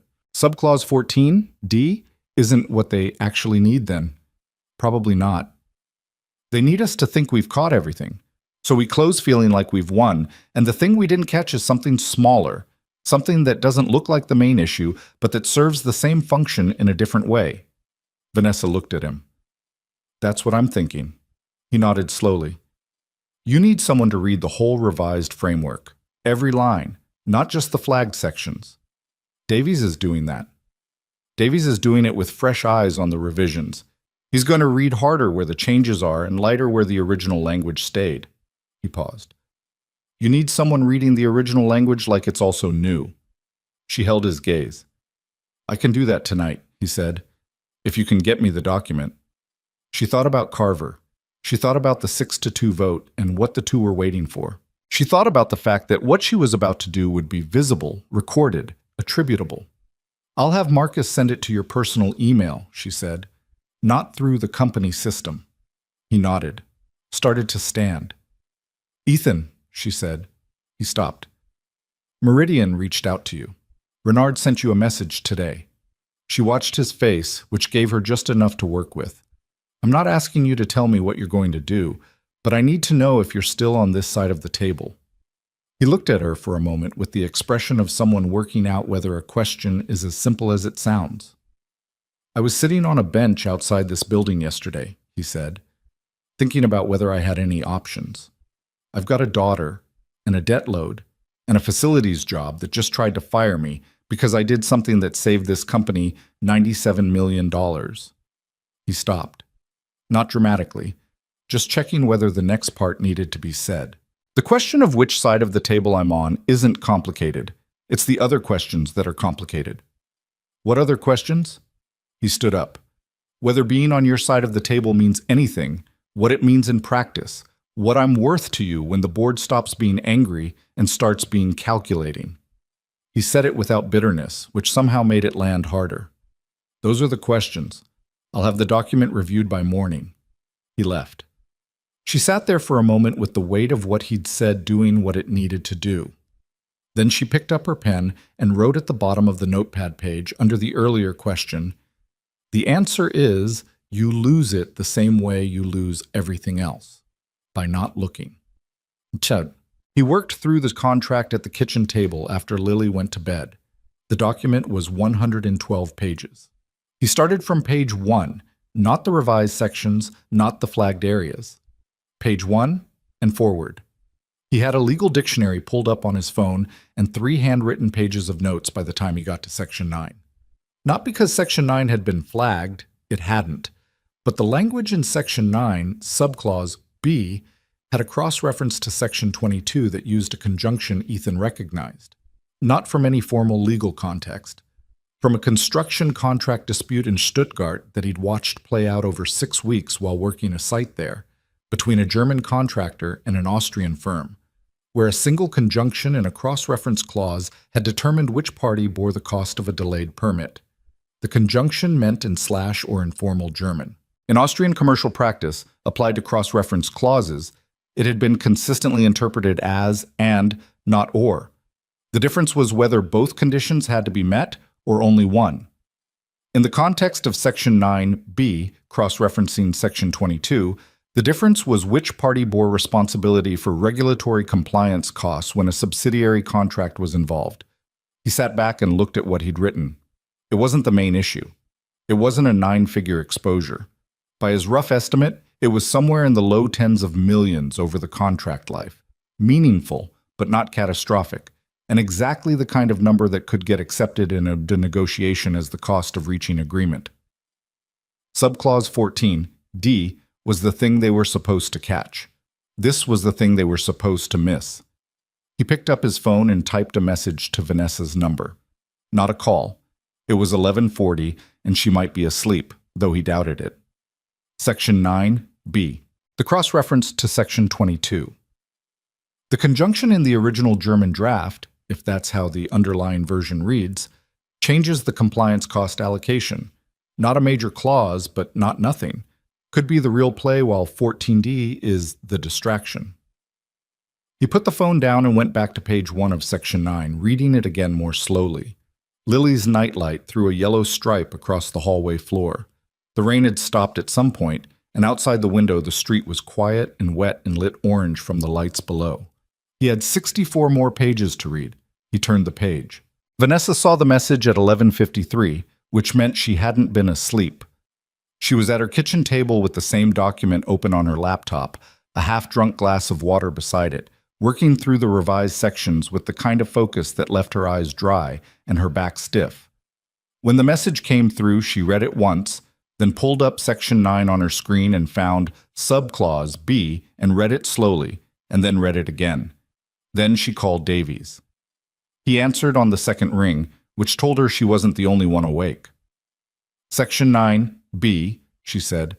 Cross-reference to section 22, the conjunction. A pause, papers moving. Give me a minute. She waited. Heard him reading, heard the specific silence of someone who has just found what they were looking for and is taking a moment to be sure. The original term sheet, he said finally. The underlying draft was prepared by Meridian's Geneva office. Their standard contract language is built on a German law framework. Another pause. If the conjunction carries the Austrian commercial interpretation, Ethan thinks it does. Then the compliance cost allocation for subsidiary contracts shifts to us, not in every scenario, only when both a regulatory event and a subsidiary trigger occur simultaneously. But that's not a rare scenario in the sectors this contract touches. Over the contract life, at historical frequency rates for the relevant regulatory events in the EU pharmaceutical and logistics space. He stopped. She could hear him calculating. Somewhere between $12 and $18 million. Not catastrophic, she said. No, but you don't need catastrophic if you've already accepted it as the cost of reaching agreement. A pause. Subclause 14D was the decoy. That's what Ethan thinks. Davies was quiet for a moment. He read 112 pages in, 3 hours? He's still reading. Another pause, longer this time. When Davies spoke again, his voice had changed in a way that was subtle but real. A slight recalibration, the sound of someone updating an assessment they'd already made and finding they need to update it further. What are you planning to do with him, Vanessa? It was the first time he'd used her first name in a professional context in 18 months. She noticed it. I'm still working on that, she said. Work faster, he said. Meridian isn't the only one paying attention to him now. She told him in the morning, not in a formal meeting, not with Davies present, not in the conference room or her office. In the hallway outside the supply closet on 31 at 7:22, while Ethan was checking the cart's spray bottle and she was holding 2 coffees from the place 2 blocks over that she'd started stopping at on the way in. She handed him one. He took it without making it a thing, which she appreciated. Section 9, B, was the real play, she said. Davies confirmed it last night. 12 to 18 million in compliance cost exposure over the contract life. He nodded. He looked like a man who had slept about 4 hours and was running on the specific energy of someone accustomed to functioning below full capacity. Subclause 14, D, the audit trigger language. We're going to push back on that in the working session. They'll concede it. That's the point of it. He looked at his coffee. They concede the obvious thing. We feel like we've held the line. We missed the thing that stayed quiet in Section 9. Except we didn't miss it, he agreed. She stood with him in the hallway for a moment. The building was coming alive around them. Elevators, distant voices, the particular morning building sounds of a large organization waking up and starting its machinery. I want to talk to you about something, she said. Separate from the contract. He looked at her. There's going to be a board conversation next week, she said, about what role, if any, you should have going forward. Not maintenance. Something with a formal title and a formal salary and a formal place in the organizational structure. She kept her voice level, not making it bigger than it was. I want to have that conversation with you before I have it with them. He was quiet for a moment. Not the way people are quiet when they're pleased and trying not to show it. The way people are quiet when something lands in a complicated place. What kind of role? He said. Officially, it would be something in international operations, strategy and communication support. The specifics need work. She paused. Honestly, the role doesn't fully exist yet. I'd be building it around what you actually do, not fitting you into something already defined. That's a significant thing to offer someone based on 2 days. I know. The board knows about the Meridian offer? She hesitated just slightly. Not yet. He nodded slowly, turned the coffee cup in his hand. If I take a position here and the Meridian deal closes and the board moves on, 6 months from now, when none of this is current anymore, what's the case for keeping me? It was a fair question. She'd asked it of herself at 2 a.m. and hadn't fully answered it. That depends on what you do in those 6 months, she said, which depends on what I'm allowed to do, which depends on the board conversation. She held his gaze. I know it's circular, that's what I'm trying to cut through. He looked at her for a long moment with the expression she'd come to recognize as him deciding how much of something to give. My daughter has a dentist appointment Friday, he said. I need to be able to leave at 3. She blinked. Okay? I've taken 2 personal days in 11 months. I want to know whether a formal role means less flexibility or more, because right now, technically, I can move my schedule around as long as the work gets done. I don't know if that's still possible in a different position. She almost smiled and stopped herself. We can make it work. I'm not saying yes, he said. I'm saying I'll think about it. That's all I'm asking. He went back to checking the cart. She stood there for another second, not awkwardly, just finishing the moment, and then walked toward the elevator. Behind her, she heard him say, "The coffee's better than the office stuff." I know, she said, without turning around. The working session on Section 14 happened Thursday afternoon. Davies and Meridian's lead attorney, a man named Hoffman, sat across from each other at the smaller conference table with their respective legal teams flanking them. Vanessa was present but not leading. This was Davies' session, technical and specific, the kind of meeting that needed a lawyer's precision rather than an executive's authority. Ethan was not in the room. He was on 31, running his floor sweep, which was where he was supposed to be and where he'd told Vanessa he'd be when she'd asked whether he wanted to be there. I'll be more useful not being there, he'd said. Why? Because if I'm in the room, Hoffman is going to be thinking about me instead of the document. And if he's thinking about me, he's going to be careful in ways that make it harder to read what they actually want. She'd thought about it. He was right. So she'd had him write a briefing note instead. 3 pages, handwritten because he said he thought better that way, which she'd had Marcus type up and print for Davies. The note identified subclause 14D as the expected concession point, flagged the Section 9B conjunction issue with a specific recommendation for revised language, and noted 2 other smaller concerns in Sections 17 and 21 that were worth clarifying but weren't structural problems. Davies had read it that morning. His comment had been, "This is what a senior contract analyst produces after a week of review. He did it overnight." Now Davies was sitting across from Hoffman and working through the document with the methodical precision that was his primary professional value. And Vanessa was watching Hoffman's face the way she'd watched Reynard's face in the original session, looking for the tells. Subclause 14 D came up at the 40-minute mark. Hoffman pushed back briefly, the performance of resistance, and then conceded the audit trigger language with a revised proposal that moved the trigger to audit finding rather than initiation. Clean, reasonable, exactly what a good faith negotiating partner would offer. Davies accepted it and moved on. Vanessa watched Hoffman's shoulders drop by about half an inch, the specific physical release of a man whose expected outcome had just occurred. 20 minutes later, Davies said, Section 9, subclause B. The conjunction in the compliance cost cross-reference. Hoffman's shoulders did not drop.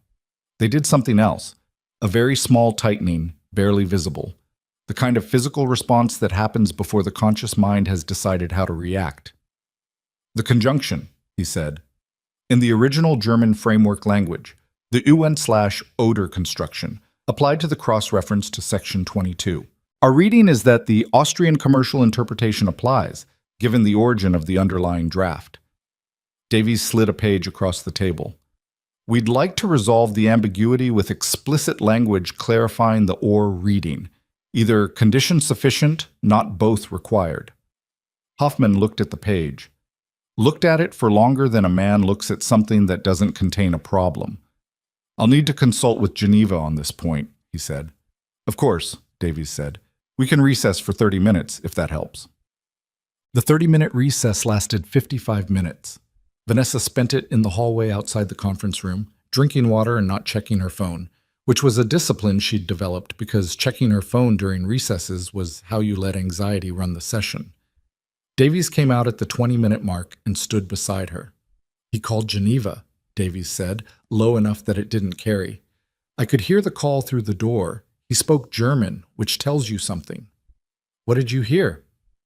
Enough to know that the Section 9 issue was not supposed to come up. He paused. The word unmöglich, impossible, was used twice, and a name, Renard. She absorbed that. They're recalibrating, she said. They're recalibrating, he confirmed, which means the Section 9 language was deliberate, which means Ethan was right, which means Renard built a fallback into the original language and was counting on us accepting the 14D concession as the win and not reading back into the sections we hadn't flagged. Davies looked at the closed conference room door. He's going to come back in and offer a compromise on the conjunction language, not the full revision we want, something that looks like a compromise but preserves some of the ambiguity. Don't accept it, she said. I know. He paused. Vanessa, when you go back to the board next week, the conversation about Ethan's role, you should know that Hoffman clocked the name in my briefing notes. She looked at him. You had his name on the document? Standard sourcing notation. E. Walker, briefing. Hoffman saw it. Davies's voice was careful. He called Geneva, and Geneva called Renard, and Renard now knows that Ethan is working this negotiation from the inside, not in maintenance. The hallway felt slightly colder. Then we need to move faster than I planned, she said. Hoffman's compromise proposal on the conjunction language was exactly what Davies had predicted. A clarifying note that acknowledged the ambiguity without resolving it, appended as an addendum rather than integrated into the clause itself. In practice, it preserved Meridian's ability to argue the Austrian interpretation in arbitration while appearing to address Blackstone's concern. Davies rejected it. He did it politely, specifically, and with 3 pages of supporting language that Ethan had drafted the night before for exactly this scenario, which Davies had adapted into formal legal prose. The alternative revision he proposed was clean, unambiguous, and left no room for the interpretation Meridian wanted. Hoffman went back to his documents, came back with a counter. Davies countered the counter. By 6 p.m., they had agreed on revised language for Section 9b that explicitly adopted the or reading and cross-referenced both the Belgian and Austrian commercial precedents that informed the interpretation. It wasn't everything. There were still outstanding points in Section 17 and 21 that needed another round. But the structural risk was closed. Davies called Vanessa from the conference room before she'd gotten to the elevator. Section 9 is clean, he said. We have language. She stopped walking. How did Hoffman take it? Professionally, he's good at his job. A pause. He made one comment at the end that you should know about. Tell me. He said, and I'm quoting, "Please convey our regards to Mr. Walker. His reading of the document was thorough." Davies paused again. It wasn't a compliment. It was an acknowledgement. There's a difference. I know the difference, she said. She told Ethan that evening, in the elevator going down, she'd caught him at the end of his shift, which she'd started to notice she was doing more deliberately than she'd originally admitted to herself. Hoffman sent regards, she said. Ethan looked at the elevator floor numbers. That's one way to put it. They know you're reading the contract. Renard knows. He nodded, once. It wasn't surprise. Does that change the Meridian offer calculation for you? She said. He was quiet for a moment. The elevator descended through 20, 19, 18. Renard made the offer because he wanted to remove a problem, he said. If I take it, I'm not an asset to them. I'm a managed risk. They'd put me somewhere visible and useful enough to justify the salary, and somewhere they could watch what I was doing.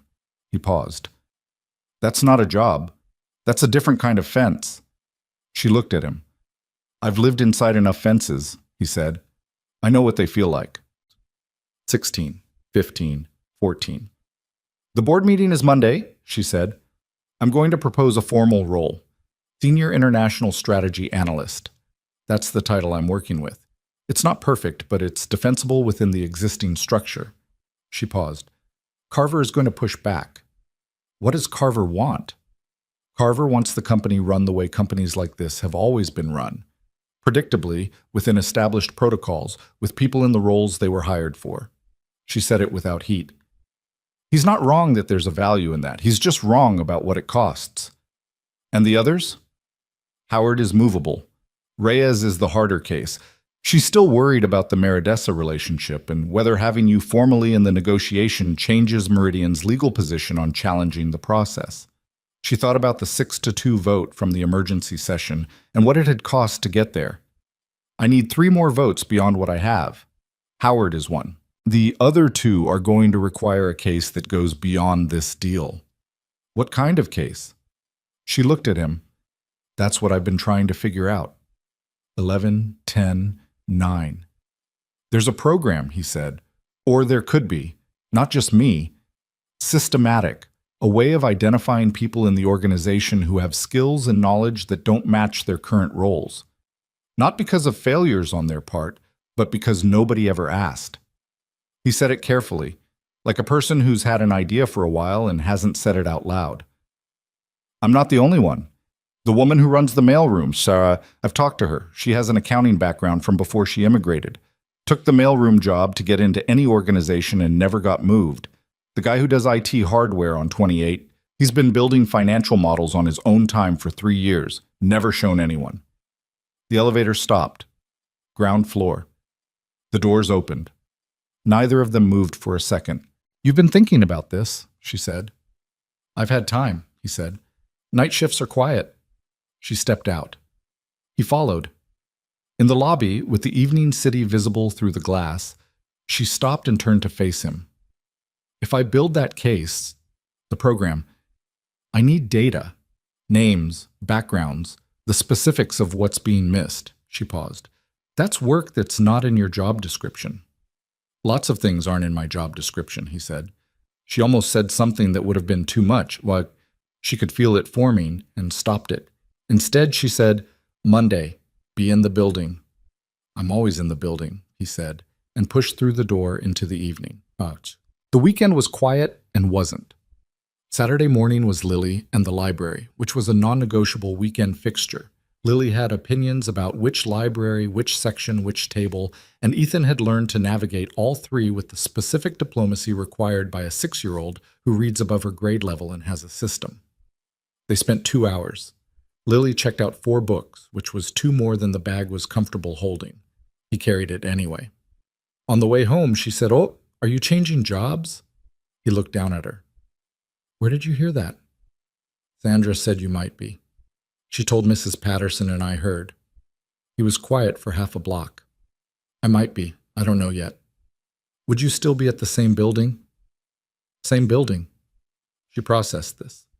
"Would you have to wear a different thing?" "Probably." She thought about that for a moment with the seriousness that she brought to things that mattered. "I like your current jacket," she said. "I know," he said. "I'll keep the jacket." She seemed satisfied with this.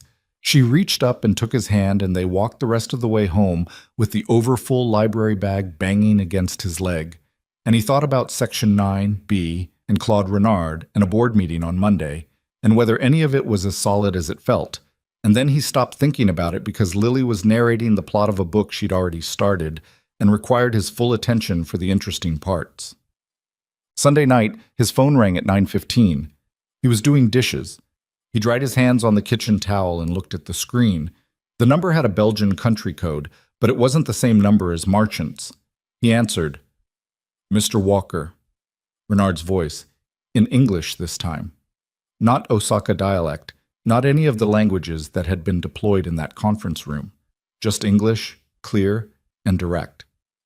I hope I'm not calling at a bad time. You're calling on a Sunday night, Ethan said. I am, Renard agreed. There was something almost wry in it. I want to be honest with you. The offer from Vasily, the consulting role, that was a tactical move. I think you knew that. I knew that, Ethan said. What I'm calling about now is different. A pause. I've been in this work for 30 years. I've sat across from very good people, trained negotiators, experienced lawyers, specialists with decades of institutional knowledge. What you did in that room last Tuesday was something I have not seen in 30 years. Ethan was quiet. I'm not flattering you, Renard said. Flattery would be a tactical move, and I told you this isn't that. Another pause. I'm calling because I'm going to retire in 18 months, and when I do, there's a function that I perform, for Meridian and for other clients, that will need to go somewhere. I haven't found the right person. Most people in this field develop one skill very well and stop there. You have something different. You're offering me your job, Ethan said. I'm offering you a conversation about it, Renard said. The contract with Blackstone. It will close. The regulatory inquiry will complicate Meridian's position, but not fatally. Our legal team is managing it. A pause. But the relationship between what you have and what any one company can use is limited. You understand that. Ethan looked at the dishes in the rack, the yellow nightlight glow coming from under Lily's door. What you're describing, he said, is being useful to whoever pays the most, without having a side. Most sophisticated professionals in international work operate that way, Renard said, without apology. I know, Ethan said. I'm not criticizing it. I'm just naming it. Renard was quiet for a moment. You have a different preference. I have a daughter, Ethan said, and she's going to grow up and ask me what I did, and I want to be able to answer her. He paused. That's probably not a factor you've had to wait. A longer pause. No, Renard said. It isn't. I appreciate the call, Ethan said. I mean that. I know you do, Renard said, and the line went quiet. Monday morning. The board meeting was at 10. Ethan was in the building at 7, same as always. Floor 31, cart check, spray bottle upright, left wheel cleared of the carpet fiber it had caught on Friday. He worked the East Corridor first, which he always did because the East Corridor had the most foot traffic and needed the most attention in the early hours. At 9:15, Davies appeared at the end of the corridor. That was unusual. Davies didn't come to 31. You should know what she's proposing, Davies said, when he got close enough to talk without projecting. Before the meeting. She told me the outline, Ethan said. The outline, yes, but the full proposal. Davies paused. He was a man who did not have a lot of tells, but he had the look of someone who had spent the weekend reading something and had not entirely finished processing it. She wrote a 12-page case document. Title is Hidden Capital, a framework for identifying and developing non-traditional talent at Blackstone Dynamics. It includes the program you described to her. He paused. It also includes a proposed role and title for you, a compensation structure, and a formal acknowledgement of your contribution to the Meridian negotiation, with the dollar figure attached, as the founding case study. Ethan had stopped moving the mop. She built the whole board case around it, Davies said. Not just around you. Around the idea, the program, the principle. He looked at Ethan steadily. Carver is going to try to kill it. He has a prepared counterargument. I've heard pieces of it secondhand, and it's not nothing. He's going to argue cost, precedent, risk, organizational disruption. What does she need from me? Nothing, Davies said. That's the thing. She's not asking you to do anything. She's just... He stopped, seemed to be deciding how to say the next part. She went to bat for someone she's known for a week, in front of a board that has been looking for a reason to question her judgment since she took this job. And she did it without asking you to make it easier for her. Ethan looked at him. I'm telling you, Davies said, because I've worked for her for 18 months, and I've seen her be smart, and I've seen her be tough, and I haven't always seen her be that. He straightened slightly, as if he'd said more than he'd intended. The meeting is at 10. Whatever happens, you should know what went into the room this morning. He left. Ethan stood in the corridor for a moment, the mop in his hand, the East Wing quiet and ordinary around him. Then he went back to work. Because the floor needed finishing, and finishing what you started was the only thing he'd ever known for certain was worth doing. At 9:58, 2 floors above him, Vanessa Hale walked into the boardroom with her 12-page document and sat down at the head of the table, and Richard Carver looked at her from across the room with the expression of a man who had already decided how this was going to go. She looked back at him with the expression of a woman who had also already decided. The door closed. The board meeting ran 2 hours and 14 minutes. Ethan knew this because he finished the East Corridor, restocked the supply closet, ran the West Corridor, and was halfway through the server room paper towel check when Angela appeared at the door and said, "Meeting's done," with a face he couldn't read. He looked at her. "Davies wants you upstairs," she said. He put the paper towel roll back in the cart, straightened the spray bottle, took the elevator to 32 Shouts. Davies was in the small conference room, not Vanessa's office. He had his jacket off and his sleeves rolled, which Ethan had learned was the version of Davies that emerged after something difficult. There was a legal pad on the table with handwriting covering most of the top page, and a coffee cup that looked like it had been refilled several times. "Sit down," Davies said. Ethan sat. "The vote was 5-3, Davies said. "The program is approved. Your role is approved. Carver, Reyes, and a board member named Fountain voted against. Everyone else voted for." He looked at his notepad. "The approved title is Senior International Strategy Analyst. The compensation structure Vanessa proposed was modified downward by the board. They approved 70% of her original number with a performance review at 6 months that can bring it to the full amount." He looked up. "It's still more than 4 times your current salary." Ethan was quiet. "The program, the Hidden Capital Framework, was approved as a 12-month pilot. Vanessa will run it with a small internal team. You're listed as a founding contributor and will have a formal advisory role in identifying candidates." Davies set down his pen. "There are conditions. You'll need to sign an NDA covering the Meridian negotiation details. Your presence at the original session will be documented as an authorized emergency contribution, retroactively cleared. The security breach language is being removed from your file." "Carver accepted all of that?" Ethan said.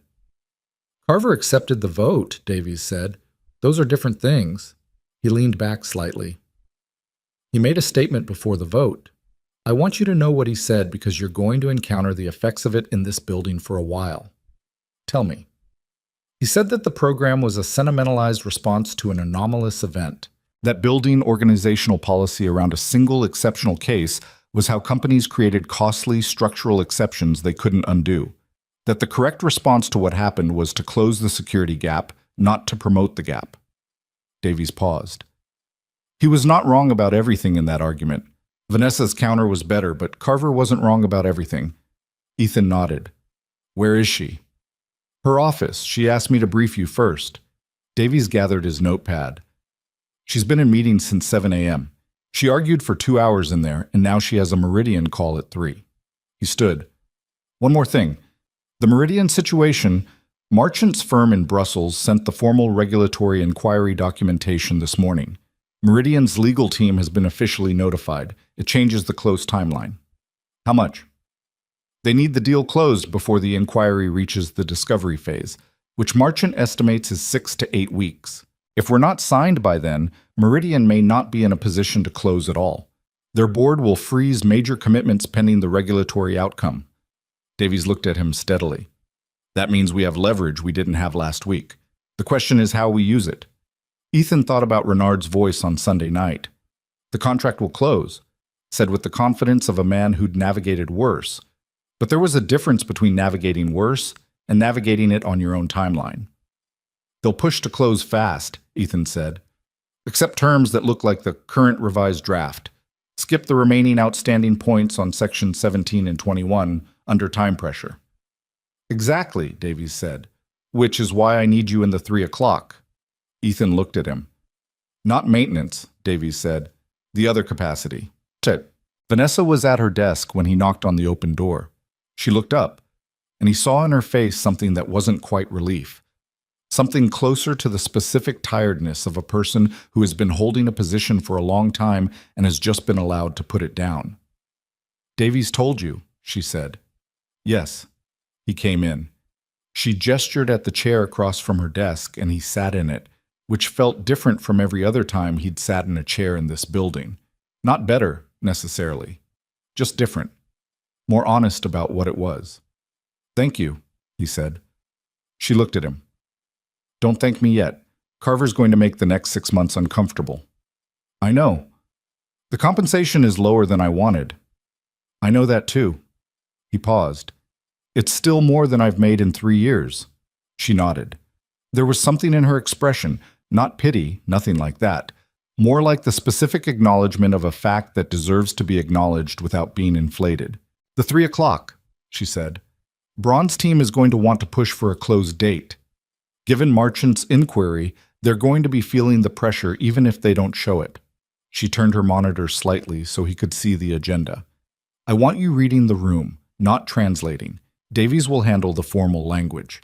But you know how Renard's team communicates, and I need to know when the urgency is real and when it's performed." "Those are different things with Renard," he said. "I know. That's why I need you."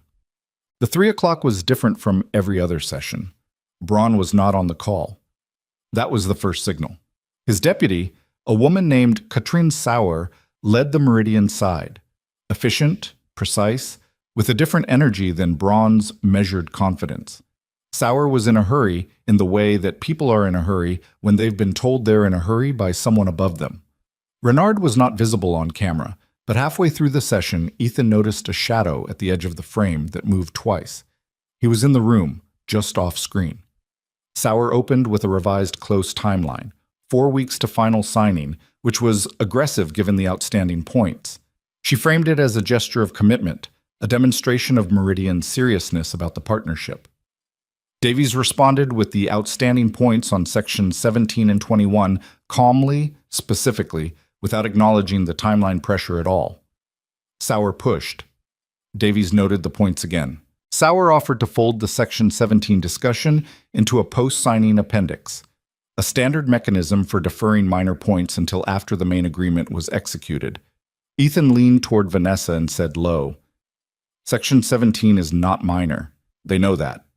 They're testing whether we know it." She passed a note to Davies.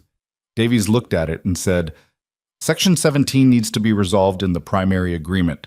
The compensation structure for early termination by either party isn't something we can defer." Sauer paused. Off camera, the shadow shifted. They went through Section 17 over the next 30 minutes. It was detailed and occasionally tense and ended with revised language that was acceptable. Not perfect, some residual ambiguity in the subclauses that Davies noted for the record, but that weren't structural problems. Section 21 was shorter. Ethan flagged one phrase in Sauer's proposed revision, a German compound word that had a specific meaning in the context of insurance indemnification law that differed from its plain translation. Davies pushed for explicit clarification. Sauer conceded it.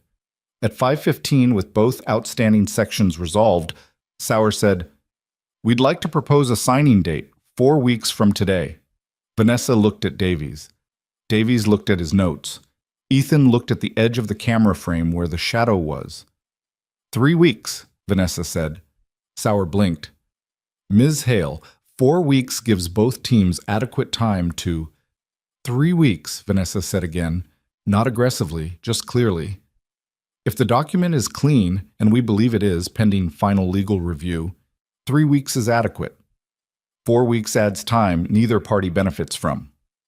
The silence on the other end of the call was the kind that has content. Then Sauer said, "I'll confirm with our principal. We'll have an answer by tomorrow morning." The answer came at 7:41 the next morning. 3 weeks. Confirmed. Davies forwarded the email to Vanessa with a single line appended. They needed it closed. "We just made it happen on our schedule." Vanessa forwarded it to Ethan. He read it in the facility's locker room, still in his maintenance uniform, before changing for the first day in his new capacity. He sat on the bench for a moment with his phone in his hand. 3 weeks. A signing date. A role with a title and a salary and a performance review in 6 months. a daughter with 4 library books, and opinions about his jacket. None of it felt like the thing he'd expected when he'd knocked on that conference room door 11 days ago. He hadn't expected anything when he knocked, which was maybe the only reason he'd knocked at all. You make different decisions when you're not calculating the outcome. You just do the thing that seems necessary and deal with what comes from it. He put the phone in his locker and changed his clothes. The 3 weeks were not smooth. Carver made his discomfort known through the mechanisms available to him. Questions at the executive level about the Hidden Capital program's cost structure, a request for a formal legal review of Ethan's retroactive authorization for the original session, a quiet conversation with 2 department heads that Marcus reported back to Vanessa in careful, neutral language that she read correctly as a warning. Ethan encountered it directly twice. The first time was in the elevator when a senior VP named Patterson, someone he'd seen on the executive floor for 11 months without exchanging words, stepped in, registered who he was, and looked briefly at the ceiling for the duration of the ride. Not aggressive, just absent in the specific way that people are absent when they've decided someone doesn't warrant acknowledgement. Ethan rode the elevator, got off at his floor, went to his meeting with Davies. The second time was harder. He was in a working session with Davies and 2 members of the legal team when one of the attorneys, a man named Forsyth, mid-40s, good reputation, said something to the other attorney in a voice that was slightly too low, but not low enough. The words were, "This is what happens when we start rewarding people for breaking protocol." Ethan heard it. Davies heard it. Everyone in the room heard it. Davies looked at Forsyth. "The protocol," Davies said, in a voice that was very quiet and very precise, "that was broken resulted in the company avoiding $97 million in liability exposure. If you have a counterproposal for how we should have preferred the alternative, I'd like to hear it. If not, we have 15 pages to review." Forsyth said nothing. They reviewed the 15 pages. Ethan didn't say anything during the exchange and didn't say anything about it afterward. But in the elevator going down that afternoon, Davies said, "That's going to happen again." Not always that openly. "I know," Ethan said. "Does it?" Davies started and seemed to reconsider how he was phrasing it. "How do you handle it? The version of that which doesn't announce itself." Ethan thought about it. "Same way I handled it before," he said. "You do the work. The work is the argument. Everything else is noise." Davies looked at him for a moment. "That's either wisdom or stubbornness." "Probably both," Ethan said. The signing happened on a Wednesday afternoon, 3 weeks and 1 day after the timeline was confirmed. A minor scheduling adjustment on Meridian's end had pushed it by 24 hours, which Vanessa had accepted without renegotiating. The deal was clean, the date was close enough, and she'd learned over this particular process which hills were worth the energy and which weren't. The room was the same main conference room on 32. Same table, same windows, same gray city outside. But the configuration was different. Smaller, quieter. Braun was there in person. Sour.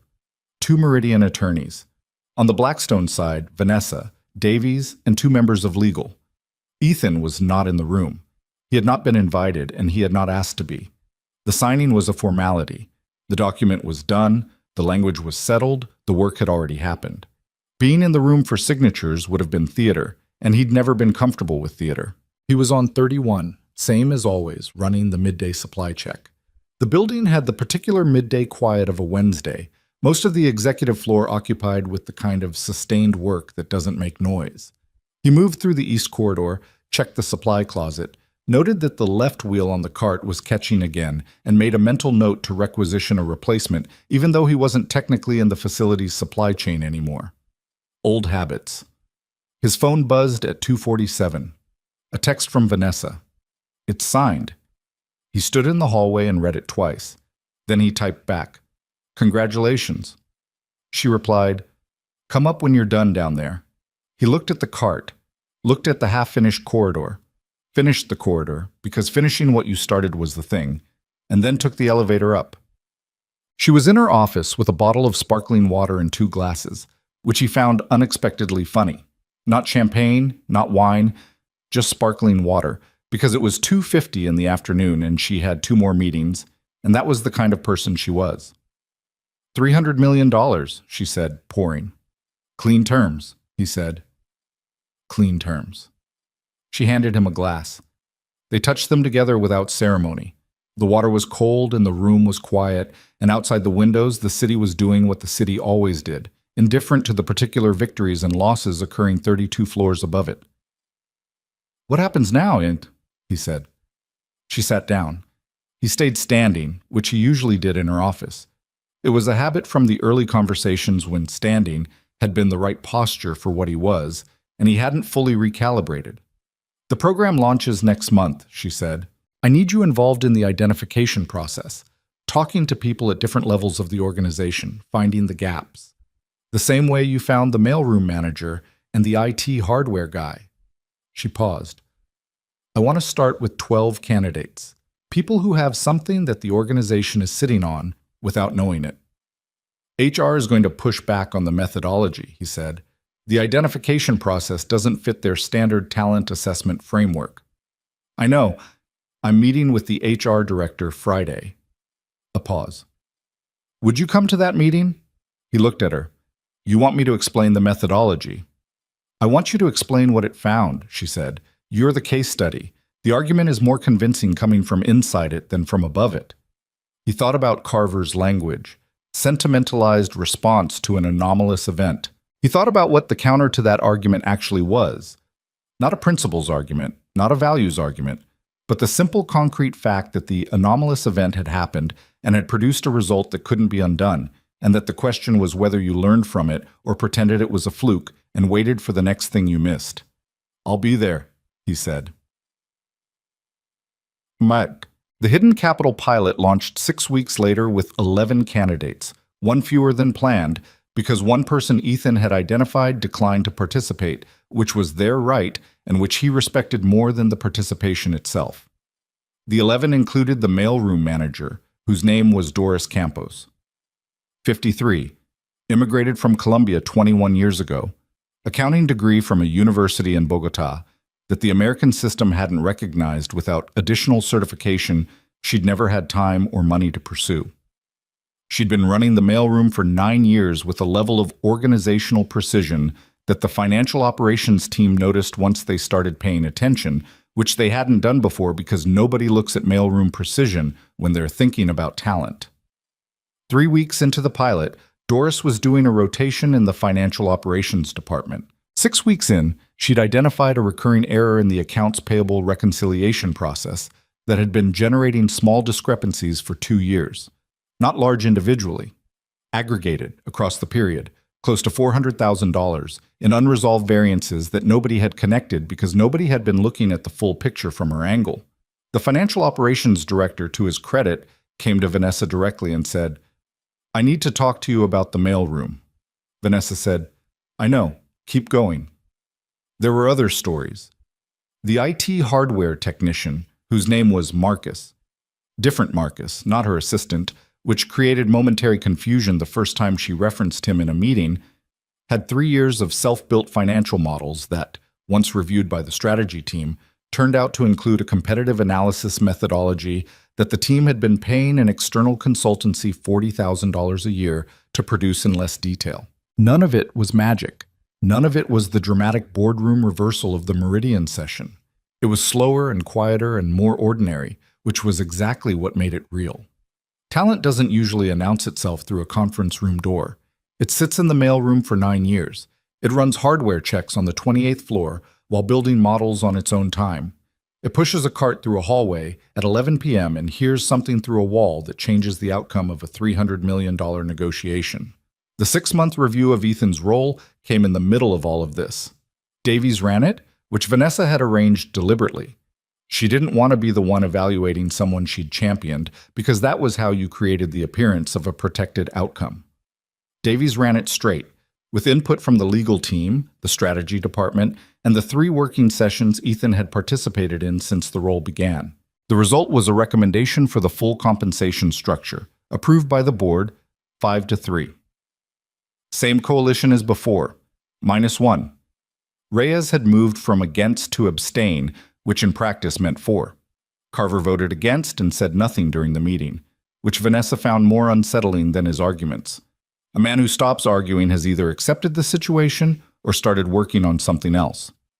She kept watching. Well, Ethan paid off the debt in month 4. Not all of it at once. It didn't work that way. It never worked cleanly the way you imagined when you were on the other side of it. But the significant portion, the number that had been sitting at the back of his calculations for 3 years, shaping every decision about what he could afford and what he couldn't, that number went to 0 on a Tuesday morning when he transferred the final payment and sat at the kitchen table for a while afterward doing nothing. Lily was at school. The apartment was quiet. The sun was coming through the window at the angle it came through in the morning, and he sat in it and didn't think about very much at all, which was a luxury he'd almost forgotten was available. He called Sandra. "It's done," he said. She knew what he meant. "Oh, Ethan." "Yeah," he said. "How does it feel?" He thought about it honestly, like a thing that was there and now isn't, which is different from how I thought it would feel. "What did you think it would feel like?" "Bigger," he said. "I thought it would feel bigger." "It's going to feel bigger later," she said. "That's how those things work. Right now you're still in the moment of it. Give it a week." She was right. A week later, picking Lily up from school on a Thursday, her dentist appointment had been rescheduled again, which was a minor ongoing negotiation with a 6-year-old who had opinions about dentists. He felt it. She came running out of the building with her backpack swinging and a picture she'd made in art class, already talking before she reached him, and he picked her up mid-sentence, and the weight of her was the same weight it always was, and the feeling was something he didn't have a word for. Relief wasn't right. Gratitude wasn't quite right either. It was simpler than both of those. It was just the feeling of not carrying the other thing anymore, which left room for this. "Dad," she said, slightly muffled against his shoulder, "you're squishing the picture." "Sorry," he said, and didn't put her down for another 10 seconds. The Meridian deal's implementation phase began in month 5. It was unglamorous work, coordination meetings, delivery milestone reviews, the ongoing administrative machinery of a large contract in motion. Ethan was involved at the edges, not the center. His role in implementation was translation support and cultural navigation in the joint working sessions between the Blackstone and Meridian operational teams, which happened monthly and involved the specific friction of 2 organizational cultures trying to execute something they'd agreed to in principle but hadn't yet figured out in practice. He was good at that friction, not at eliminating it, you couldn't eliminate it, but at identifying where it was productive and where it was getting in the way. That distinction turned out to be the most useful thing in the room more often than anyone expected. Claude Renard was not involved in the implementation phase. His name appeared in some of the early coordination documents and then stopped appearing, which Ethan noted without asking about. He got his answer in month 6 in an industry publication that Marcus, the assistant, flagged for him. A brief item. Renard was stepping back from active consulting work, effective immediately rather than at his planned 18-month date. No reason given. The regulatory inquiry in Belgium had moved to a formal investigation phase 2 months prior. The publication noted these facts adjacently without drawing a connection, which was the kind of adjacency that meant something. Ethan read the item twice and then set his phone down and went back to the document he'd been reviewing. He didn't feel triumphant about it. He felt something more complicated. A recognition that the man had been genuinely good at what he did, that there was something that deserved respect in 30 years of skill at anything, and that it was possible to respect a skill and still be glad the person wielding it was no longer pointing it at you. That was about as clean as it got. The evening it happened. The specific evening that Vanessa would think about afterward, when she tried to find the moment that closed the story, she was working late. Not unusually late. She worked late most days. The difference this evening was that most of the executive floor had emptied earlier than usual because of a company social event she'd ducked out of after 40 minutes. The minimum duration that counted as attending, and the floor was quieter than it usually was at 8:30. She was reviewing the program's 6-month report. 11 candidates, now 9 still active. 1 had left the company for personal reasons. 1 had determined the program's path wasn't the right fit, which were both acceptable outcomes. Of the 9 remaining, 6 had moved into expanded roles, 2 were in formal development tracks, and 1, Doris Campos, had just been offered a position as a junior financial analyst with a title and a salary and a performance review at 6 months. The numbers in the report were good, not spectacular. The program was still a pilot, still being figured out in real time, still generating as many questions as answers. But good, solid, the kind of good that was worth something because it wasn't performed. She was reading the section on candidate identification methodology when she noticed the light. Down the hallway, past 2 empty offices and the glass-walled conference room that was dark, there was a third office that was not dark. The door was slightly open. A desk lamp was on. She'd given Ethan that office at the start of the role, small, interior-facing, next to a storage room that nobody had successfully repurposed since the filing system went digital. Not a prestigious location, but it had a door that closed and a surface to work on, which was what he'd asked for. She hadn't expected him to be there this late. She walked down the hallway, stopped in the doorway. He was at his desk with a notebook open, the handwritten kind, physical, the way he did his best thinking. And on the desk beside it, a language learning application open on his tablet. The audio was playing through one earbud. The other earbud was out. He was writing something in the notebook while listening, which was his method, the way he told her he retained things. Hear it, write it, use it in a sentence, hear it again.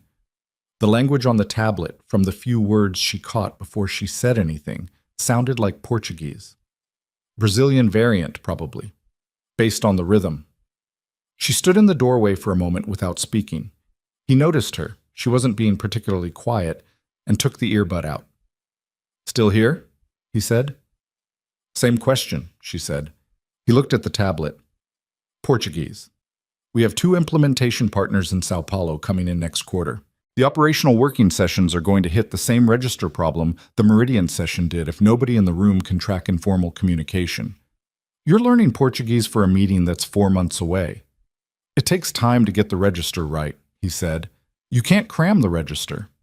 She leaned against the doorframe. The hallway behind her was empty and quiet, the city doing its late evening thing outside the windows at the end of the hall. Lights, movement, the perpetual background of a place that didn't really stop. "How many will that be?" she asked. He considered. 9, if you count Moroccan Arabic separately from Gulf Arabic, which I do. 9 languages. He'd been at 8 when she first asked. In the time since, in the middle of a new role, the implementation work, the program development, a 6-year-old with library opinions, he'd started on a 9th. She thought about what she'd written on that notepad the first night. How do you lose something you never knew you had? She'd been thinking about Ethan when she wrote it, about how close the company had come to never knowing he existed, about how many times he'd pushed that cart through the building without anyone in a position to make a different decision ever stopping to wonder what was pushing it. But standing in the doorway watching him with his notebook and his earbud and the quiet, focused energy of someone doing something for its own sake, not for the review in 6 months, not for the board, not for the $300 million deal that was already history, she understood that the question she'd been asking was the wrong question. You don't lose what you never knew you had. You just never look. The looking was the whole thing. The looking was the decision you made or didn't make every time someone you didn't expect to matter passed through a room where you had the authority and the comfort level to look past them. Carver wasn't wrong that it was easier not to look. Easier and tidier and more consistent with a world that had assigned everyone to the roles it felt they deserved and didn't want to be bothered renegotiating. The problem was that the world was wrong about what people deserved, with a frequency that should have been humbling and mostly wasn't, because the people who suffered from that wrongness were usually not in the rooms where the decisions got made. She thought about Doris Campos running the mailroom for 9 years. She thought about $400,000 sitting in a reconciliation error because nobody had looked. She thought about Ethan in this hallway 11 days into her crisis, hand on a cleaning cart, knowing something that 20 specialists didn't know, standing at the edge of a room he wasn't supposed to enter. She had almost not let him in. She needed to remember that. Not as guilt. Guilt was useless, but as information. She had almost not let him in, and the version of herself that almost didn't was the default version, the one that existed without conscious decision. The different version, the one that said a chair and meant it, was a choice. It required choosing every time. That was the thing worth keeping. You should go home, she said. He looked at the notebook, then at the tablet. 30 more minutes. You always say that. It's usually accurate, he said. She pushed off the doorframe. How's Lily? He smiled, which was a thing she'd seen maybe 4 times in 2 months, and which still had the quality of something slightly surprising, like weather that wasn't in the forecast. She finished all 4 library books. She started rating them. Rating them how? Stars. She made a chart. He paused. She gave the one I recommended 2 stars. Which one did you recommend? One about a kid who learns to sail. I thought she'd like it. What was wrong with it? According to Lily, the main character made too many mistakes. He said it with the specific tone of a person who finds something both funny and slightly personal. She prefers characters who figure things out faster. Vanessa laughed. A real one, not the managed version she used in meetings. She sounds like someone I know. He looked at her. She's better at it, he said. She's 6 and she already knows what she's good at. I didn't figure that out until considerably later. When did you figure it out? He thought about it. The desk lamp made the small office warm in particular, the kind of light that belongs to late evenings and genuine conversation. In a hallway, he said, about 2 months ago. She held his gaze for a moment. Not dramatically, just the length of time it took for the honesty in the answer to land and settle. Good night, Ethan, she said. Good night, Ms. Hale, he said, and put the earbud back in. She walked down the hallway toward the elevator, past the empty offices and the dark conference room, and she was smiling in the specific way that happens when something has ended correctly. Not perfectly, because nothing ends perfectly, but correctly, which is the thing that actually matters and is much harder to achieve. Behind her in the small interior-facing office, Ethan Walker opened his notebook to a fresh page and wrote a sentence in Portuguese and then said it quietly to himself, listening to the way it sat in his mouth, whether it felt borrowed or whether it was starting to feel real. It was starting to feel real. That was how it always worked. You borrowed the language until the language became yours, until the words stopped being foreign and started being something you thought in, dreamed in, used without noticing that you were using them. It wasn't talent, it wasn't a gift. It was the particular stubborn willingness to stay in the room with something until it opened up, to resist the pull toward what was already comfortable, to keep going past the point where most people decided they'd learned enough. He'd learned that lesson young, in the specific way that lessons learned young become structural. They don't just inform your decisions, they become the shape your decisions take. His father had been a man who fixed things, who treated every broken thing as a puzzle and every puzzle as worth his full attention. He died when Ethan was 19, before Ethan had understood what that posture actually was. He'd just thought his father liked fixing things. He understood now that it was something else. The refusal to accept that broken was a permanent state. Everything broken had a solution if you were patient enough and honest enough about the actual problem. He'd applied that to cargo manifests in Liège and engine blocks in Stuttgart and rice harvest logistics in rural Japan, and eventually to a contract that was trying to become something it wasn't while 20 experts watched it happen and couldn't see it. He wasn't extraordinary. He needed to be clear with himself about that, because the version of the story that made him extraordinary was the version that missed the point. He'd been in the hallway at the right moment.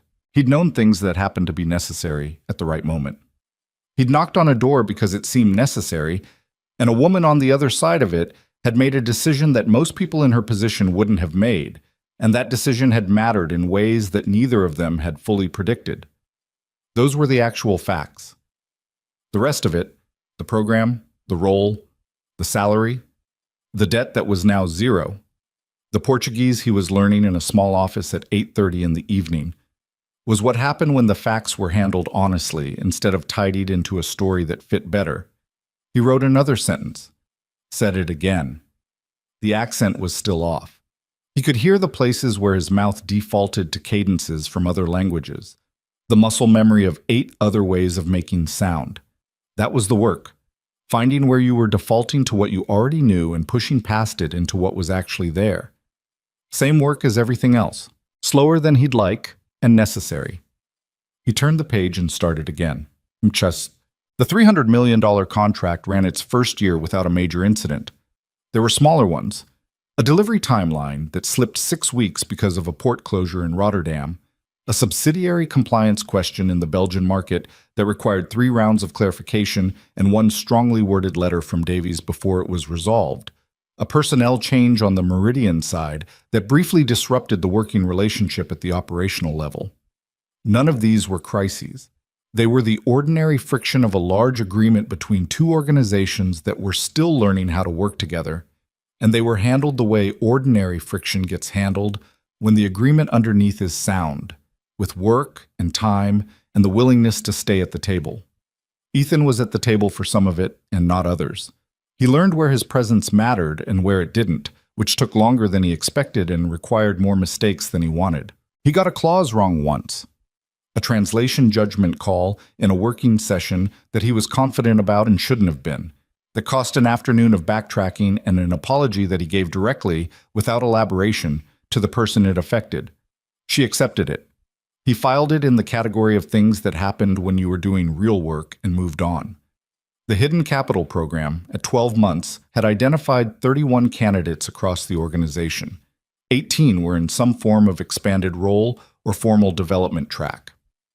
Doris Campos was 2 months into her junior analyst position and had already found 2 more reconciliation anomalies, smaller than the first but real.